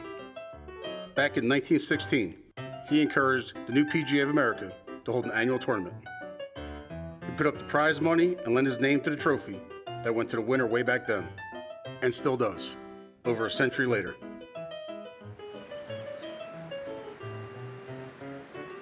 You can catch full third-round coverage of the PGA Championship right now over on CBS. Aaron Rai, the leader, in some trouble on the 18th.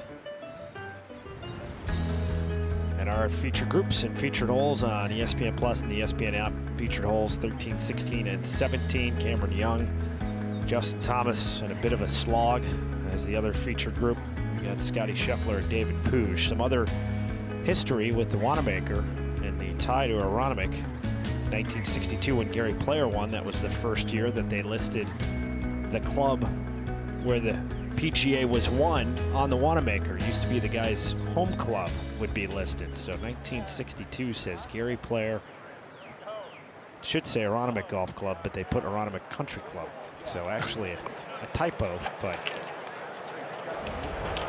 they got the message across that it was, as it's known around here, Aronimink or the Mink. The Mink. Scheffler in the rough. Puig, 343. Can he give himself an eagle putt from the fairway? Just 209 in. And George, as we were walking up, David just said, guys, I'm sorry. I finally hit a fairway. I've made you walk all over the golf course. He apologized for his driver. That's funny. That is funny. Well, good for him. Yeah, exactly. Able to still find some humor in the situation. Yep, not life or death. So is this lie good enough to hit some sort of wood here? I was thinking a little chop down, pop out 7 wood. Trying to get it in the front bunker? Yeah, it's a 228 is my math all the way to the I think chop down this because even if it's carries it. Listen to this line. Yeah, over the lip, right? Coming down with my head. Great, yep. Let's go even a little more left just because if it comes out right, it could scream over the green, you know what I mean? Try to get the middle of the bunker. I know, it's just... You want the bunker shot to be a little more uphill? Well, I could play from there. It's just if it... Okay. Like, if it comes into... Like, see how the bunker goes? There's a lot of rough right there along that first side. So I gotta go there. Because I'm not as afraid of that. I think we can still get some. Great. Well, I like this coming out. Yeah, I like the club for sure. Ball has planted itself in some bunched grass, but he does have access to it. And it's that steep, chopping 7 wood. You heard him say he wants to get as far up into the bunker as he can. Right. Yeah, front left bunker is where he's aiming for. This could bounce over the bunker. No, it's got to be good because that's got to bounce up into the front lip and then just kind of ease back down. So kind of your standard. It is a deep bunker, but it'll just be kind of a standard 25-yard bunker shot for him. That'd be the hope for Scheffler. Here's the up top view. Oh, that ball came out really good.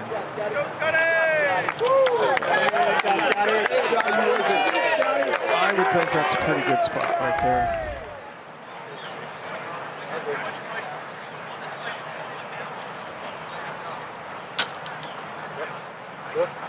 All right, let's see something good out of Puig on this back 9. Yeah, you know, if he'd hit a really nice shot here and somehow birdie 17 or 18, he'd be right back in the tournament. That's an 8-iron. I was guessing 9 when it stopped, but he's walking after it. And it was the right club. There's that talent that everybody has been kind of oohing and awing about. That's amazing, isn't it, Ned? That's especially after the 8-iron that he hit over on 14. It came out of the wrong barrel. Good on him. So Puig on the tee was 1 over. The lead was at 5 under. He was 6 back. The leader Rise about to bogey to make it a tie at 4 under par. If Puig did something magical with the putter and made eagle, it'd then be 3 back. Oh, and he like win the Great North American Travel Award points today. Or Ned would win those, I guess, because he's been everywhere. Why do I think he'd end up with them? That's just the way it rolls, dude. That's you said it all right there, my man. He's got 23 feet for eagle. If Scheffler, who has managed his game for much of the day, even though the putter's been cold, if he gets up and down for birdie, he'd be one off where the lead's going to shortly end up at. Yeah, and really Oberg's, he's at 4 under on the last hole in the fairway. And I guess Goddard and Grazerman are still got some holes to play, but 4's looking, maybe, I thought it'd get to 6. I don't think it's getting to 6. I'm not seeing 6, maybe 5. Maybe one of the guys in the course at 4 can get to 5, but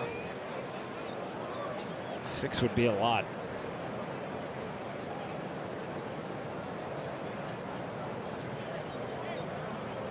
He's played so much harder for the last 8 or 9 groups to tee off than it did for all those guys who teed off before 11:30 a.m. Eastern. Yeah, not even close, really. Do you remember when we time-stamped the scoring average and what it was? It was 69.7 or something. It was 69.3. Now it's 70.1. So for it to move a full shot means there's has to have been about a 2-shot change. Rye a bogey on 18. Rahm, Oberg, Schmid, Rye, Taylor. 5 guys tied for the lead at 4 under. Yeah, I wouldn't think, and say Taylor, we'll say, or whoever who finished first, Schmid. I doubt he thought he might have a piece of the lead when he finished, because he finished pretty early. You know, and think, oh, I'll be, you know, I probably should be in the top 5, top 10 for sure. But that's amazing. What's the read on Scheffler's bunker shot? It's a little curious because he does have to carry the knoll. He has to fly over the elbow, the bend of this bunker, a good 15, maybe 18 yards. But once it gets on the green, it's predictable. Should kind of feed towards it, shouldn't it? It will. It'll skip forward and then bend from left to right.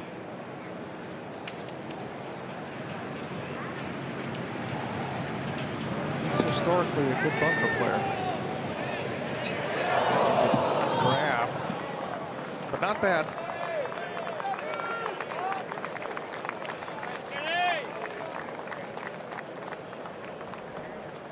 Scheffler will have that putt to get to 3 under, 1 back of the leaders. Yeah, for whatever reason, he was expecting it to grab a little quicker, and it just didn't. Looked like a clean hit.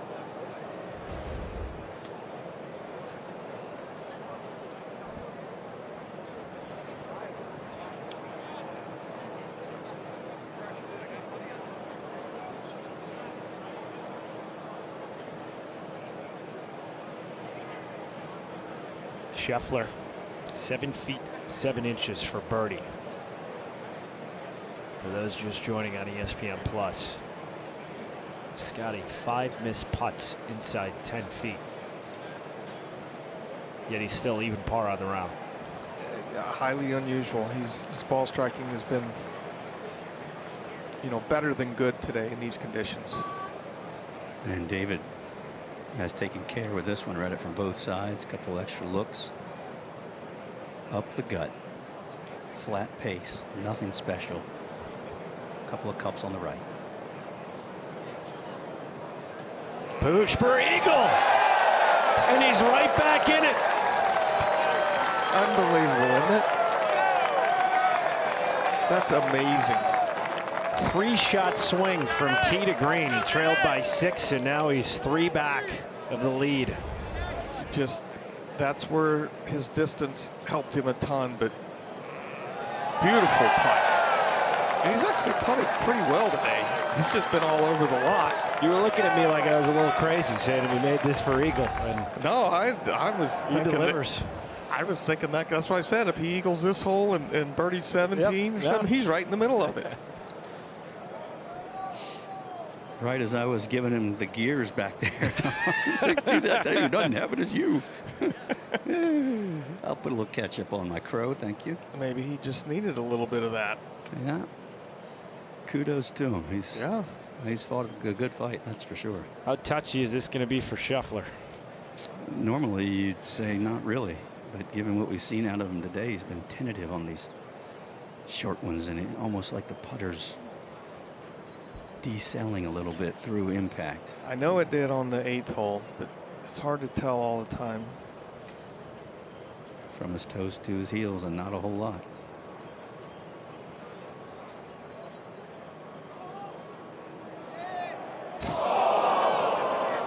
Six miss inside 10 feet.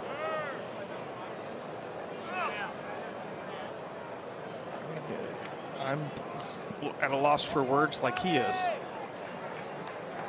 I think he thought he made that. But they just don't seem to be hit with any conviction. Not as much as what we're used to seeing out of them. Right.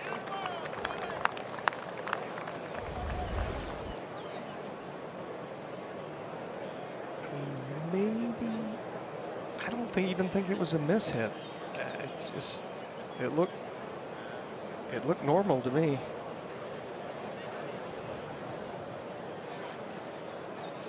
Actually, he's hit a lot of good putts, but they've misread several of them and just hadn't had the right line. And he also had a couple weak misses on 7 and 8. Yeah. Inside 4 feet. Nothing weak about the par 3 17th. No, not today with the pin over there tucked behind the bunkers on the right. Downwind though, and even a little left to right, so it's probably playing a touch. I wouldn't say easier, but it's a little more playable today. These guys aren't going to have to hit quite as much club. But still a formidable hole. Those bunkers, if you get a bad lie, they're bad. If you hit it past this hole location in the rough, you know you're bad. So middle of the green, if you can cut it in there, perfect. Quarter shot over par. 3 times as many bogeys as birdies. Puig hasn't had the honor since the front 9. 7-iron on the way. Glorious. Yeah, did he find something? Wow. That was a good shot right there.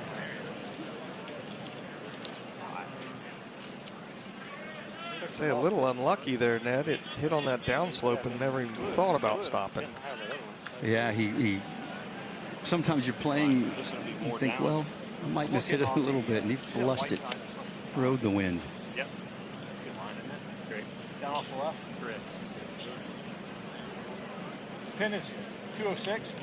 Yeah, 206 adjusted. That's correct. It was a similar shot that he played back on the par 3 14th with a 7-iron, as you said, high and soft and about 2 feet left. And that is the prescription here. A similar wind, this one more behind him rather than left to right.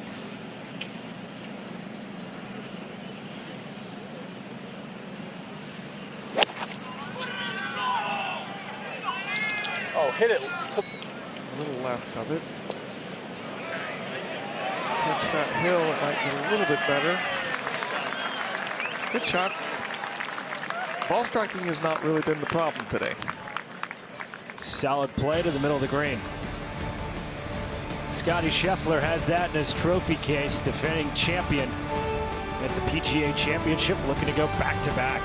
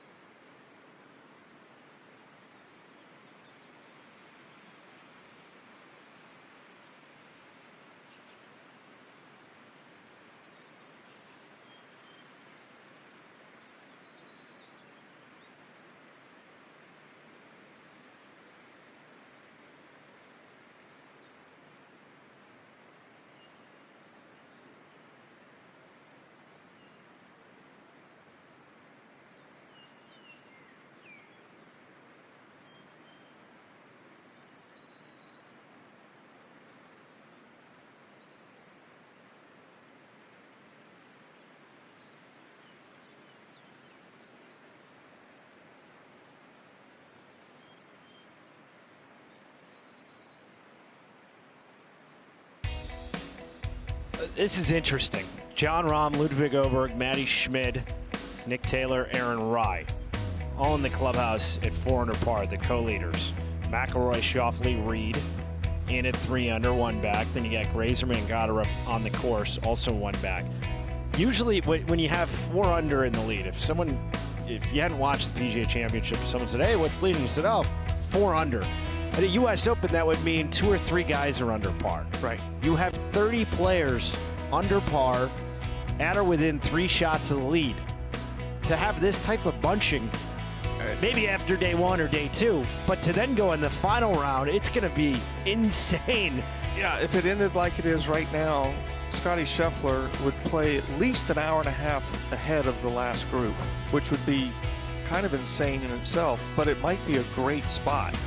Because if he finds his putter tomorrow and hits it like he's hitting it now, he could put up a score that they're going to make the finish tomorrow a little dicey.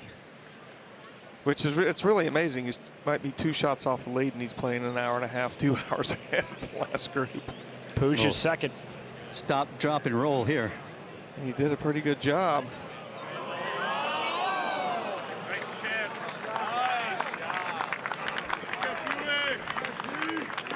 And Puig, for a guy who's been all over the map, and if he could just, if he gets in at 1 under par, he's going to be playing 2.5 or 3 hours ahead of the last group.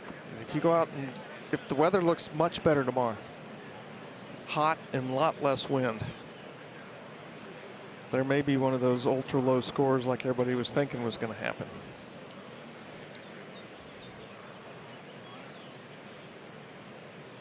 Our director Mel pointing out all 5 guys tied for the lead international players, and we've had a decade straight of American winners. The last international winner was 2015, Jason Day. Well, an Open Championship broke out. Watch this one's corkscrew and twist its way from left to right all the way down, and it has got some pace to it. Yeah, it looks like it should be down grain all the way. Low. Almost found one there. It's just been that close all day, hasn't he?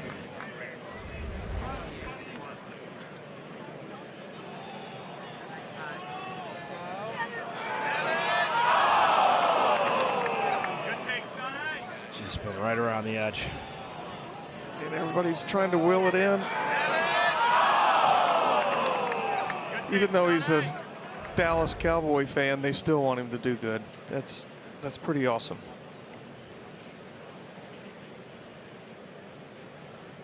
Scottie in the 3rd round, 77th in putting. Out of 82. Puig to tidy up the par.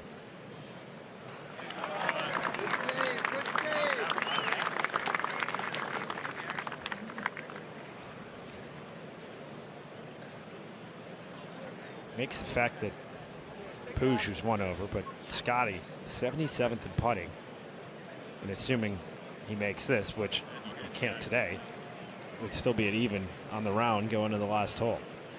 Yeah, I mean, I think the wind is just, obviously it's made an enormous difference. I kind of felt like he was going to shoot 3 or 4 under today, but I think the wind had something to say about that.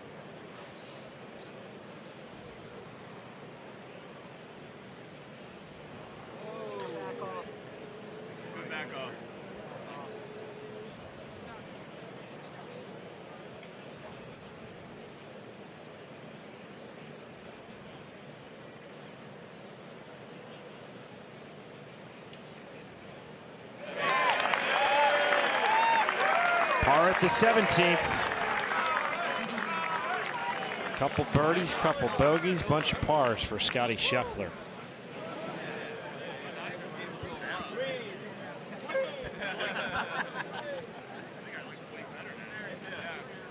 And they walk about 40 yards back. There's that virtual green, and then you see the tee, 483 yards. Yeah, and it's been a little bit of everything this week. Wind has been mainly across and a little in. Now it's almost straight down, maybe a little off the left. So depends on the front left. Still 483 uphill, but a good drive will get you up there where you have a semi-scoring club in. you know, maybe an 8 or 9 iron. Only 8 birdies on the 18th hole in this third round.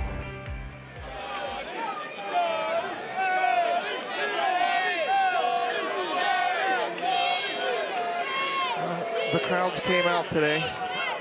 There's a lot of people hanging around this part of the property. Ned, why do you think Aronimink has created a leaderboard like the one we're seeing, with 5 players tied at 4 under, 30 players under par at or within 3 of the lead? Well, I think the whole locations yesterday bunched everything up. No one was able to separate themselves from the pack.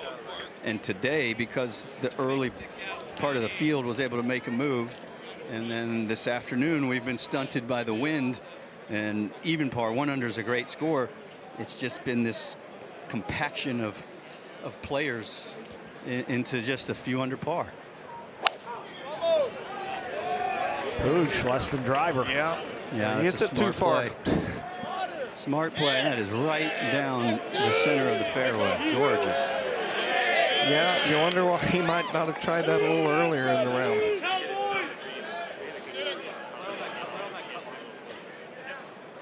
He's probably saying to himself, if I'd known I was going to hit that far, I would have pulled driver and just flown the bunkers. Yeah. Or he should be saying to himself, maybe I should have hit 3 wood a few more times today to keep it in play. Maybe Coach Phillips will be recommending that for tomorrow. That 3 wood went 317 for Puig. Scheffler with driver. And he's hit 2 beauties here this week. Well, be a good time to hit another one. Straight downwind. I think he did. And it hit soft.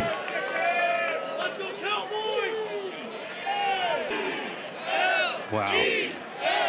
Caught the left edge of the bunker and caromed back into the sand. That's the ball Puig in the fairway, and if you pan left, that's where the bunker is. Scottie Scheffler wound up in.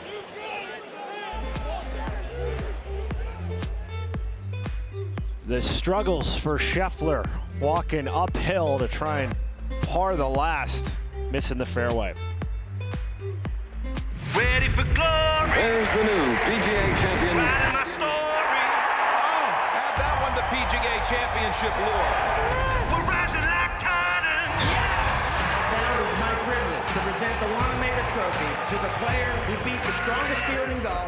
We're gonna rise like titans.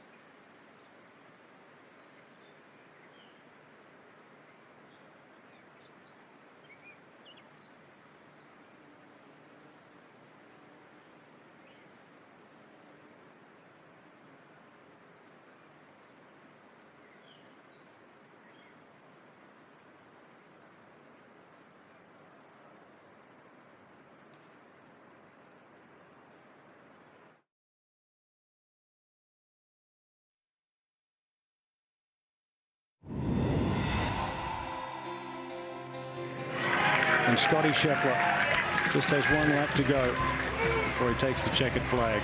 Big one here. Scheffler for birdie at 14. Yes! Scottie Scheffler now 2 in front with 4 to play.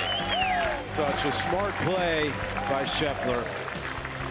Just what he does. Oh, yes. That's the way to do it with style. Scottie Scheffler wins in a runaway in the showdown at Charlotte.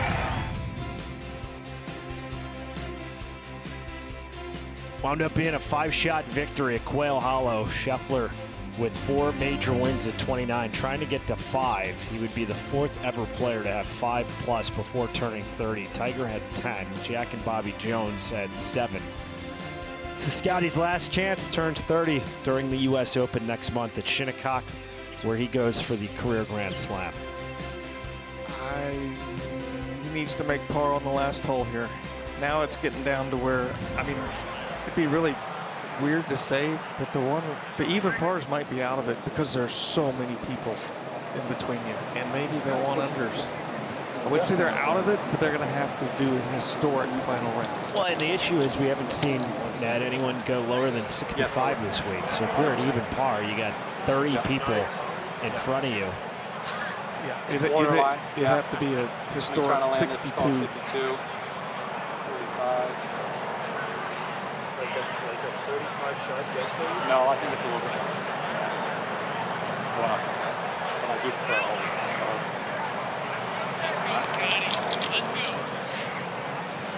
What do we have, Ned? Uphill, 12 yards. It's 178 when you factor that in, but the wind has decided to show up again. You don't want to fly it all the way to the back because it'll bounce over this, a big 9-iron. Stay there. Good shot. Got some spin on it.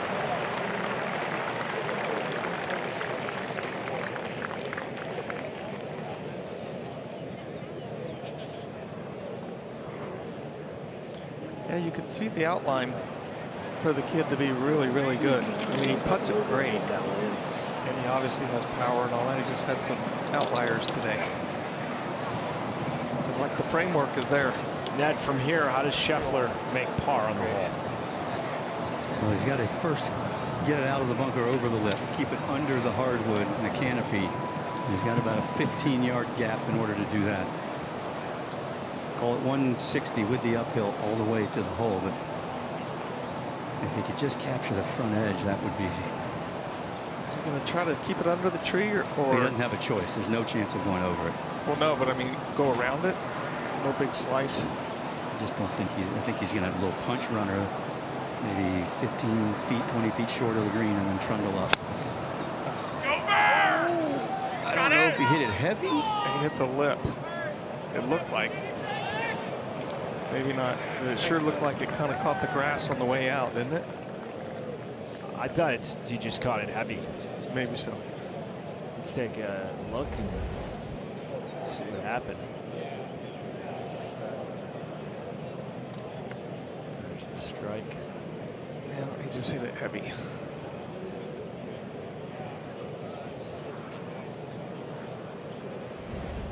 Well, he's second on the PGA Tour this season in strokes gained around the green. It goes Brandt Snedeker, #1, who won the One Flight Myrtle Beach Classic last week. Scottie Scheffler, #2. He's having the best season of his career, not just putting, but with his short game.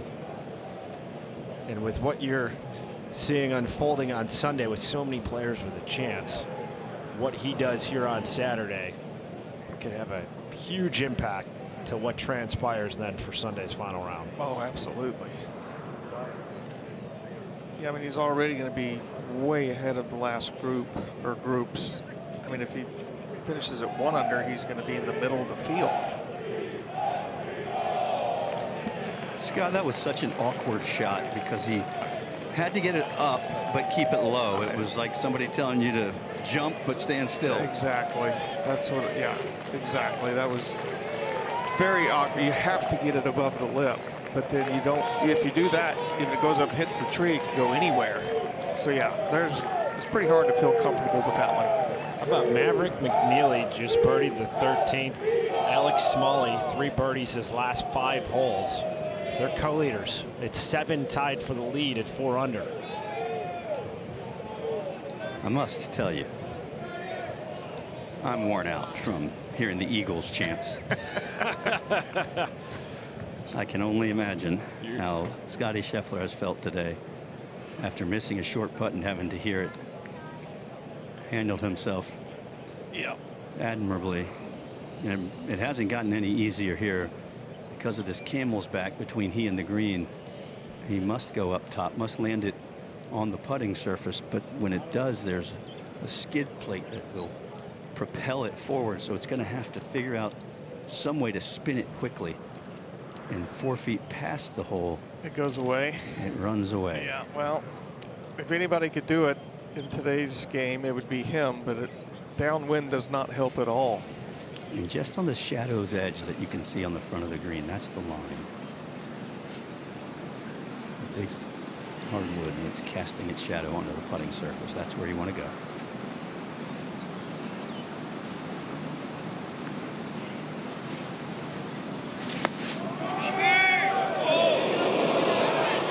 What was that?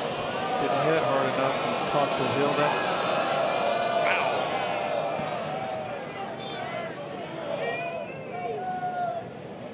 That was awful. I mean, it's a hard shot, but yeah, he just didn't catch it. Looks like he was trying to bump it into that first cut of fringe, but it just didn't. Didn't fly it far enough, and it caught the backside of that downslope.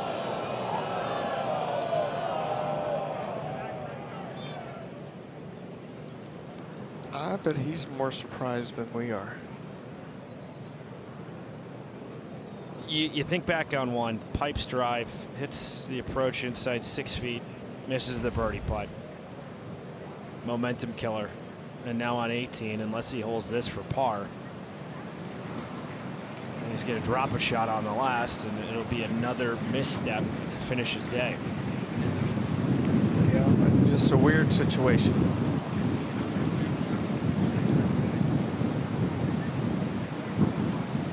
Par putt from off the green, Ned.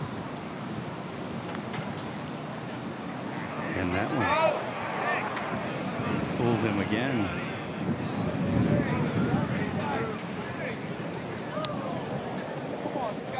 His dreams of winning back-to-back PGA championships, unless he makes that, could evaporate in the span of a couple minutes on the 18th. If he doubles and falls back to even, then he's going to have to shoot 9 under tomorrow to have a chance. That'd be my, you know what I'm saying, somewhere in there, 8 under. It'd have to be a historic final round, because it is going to be more scoreable tomorrow. 90 degrees with light winds. Guys are going to be a lot more aggressive.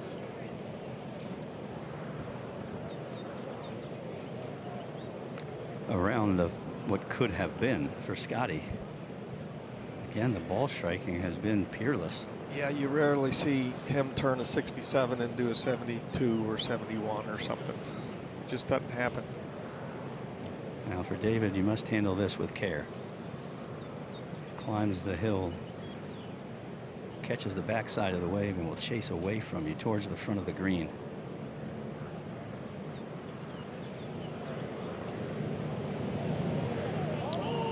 Puig.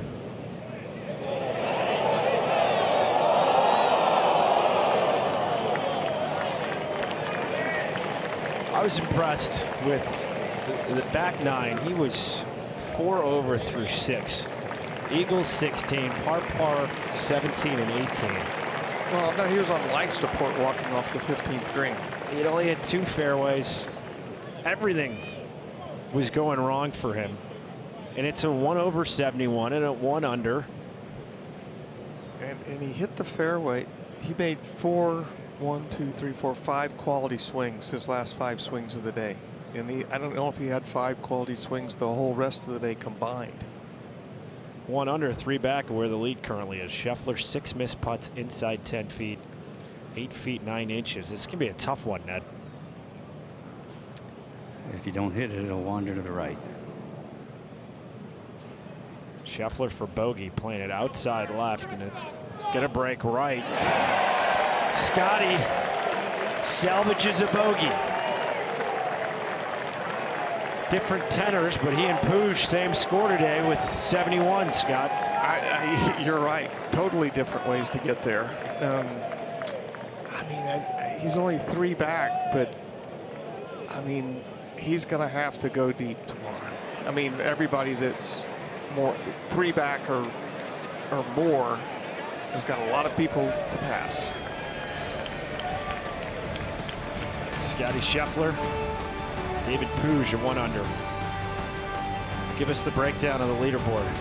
Well, John Rahm and Ludwig are the guys. Well, Ludwig Ludwig has not won a major, but Rahm kind of hadn't been playing around the United States. But look at, I mean, Rory won back, Xander won back, Patrick Reed won back. We got to watch what happens. Alex Smalley, Maverick McNeely, the last hour today. Oh yeah. If they can push it past 4, get to 5 or 6, then it'll shake up Sunday. If not, then all those guys 1 under or better will have a chance in the final round. Coverage of the 2026 PGA Championship at Aronimink Golf Club continues Sunday on ESPN+. For Ned Michaels and Scott Verplank, I'm George Savarickas. We'll see you tomorrow.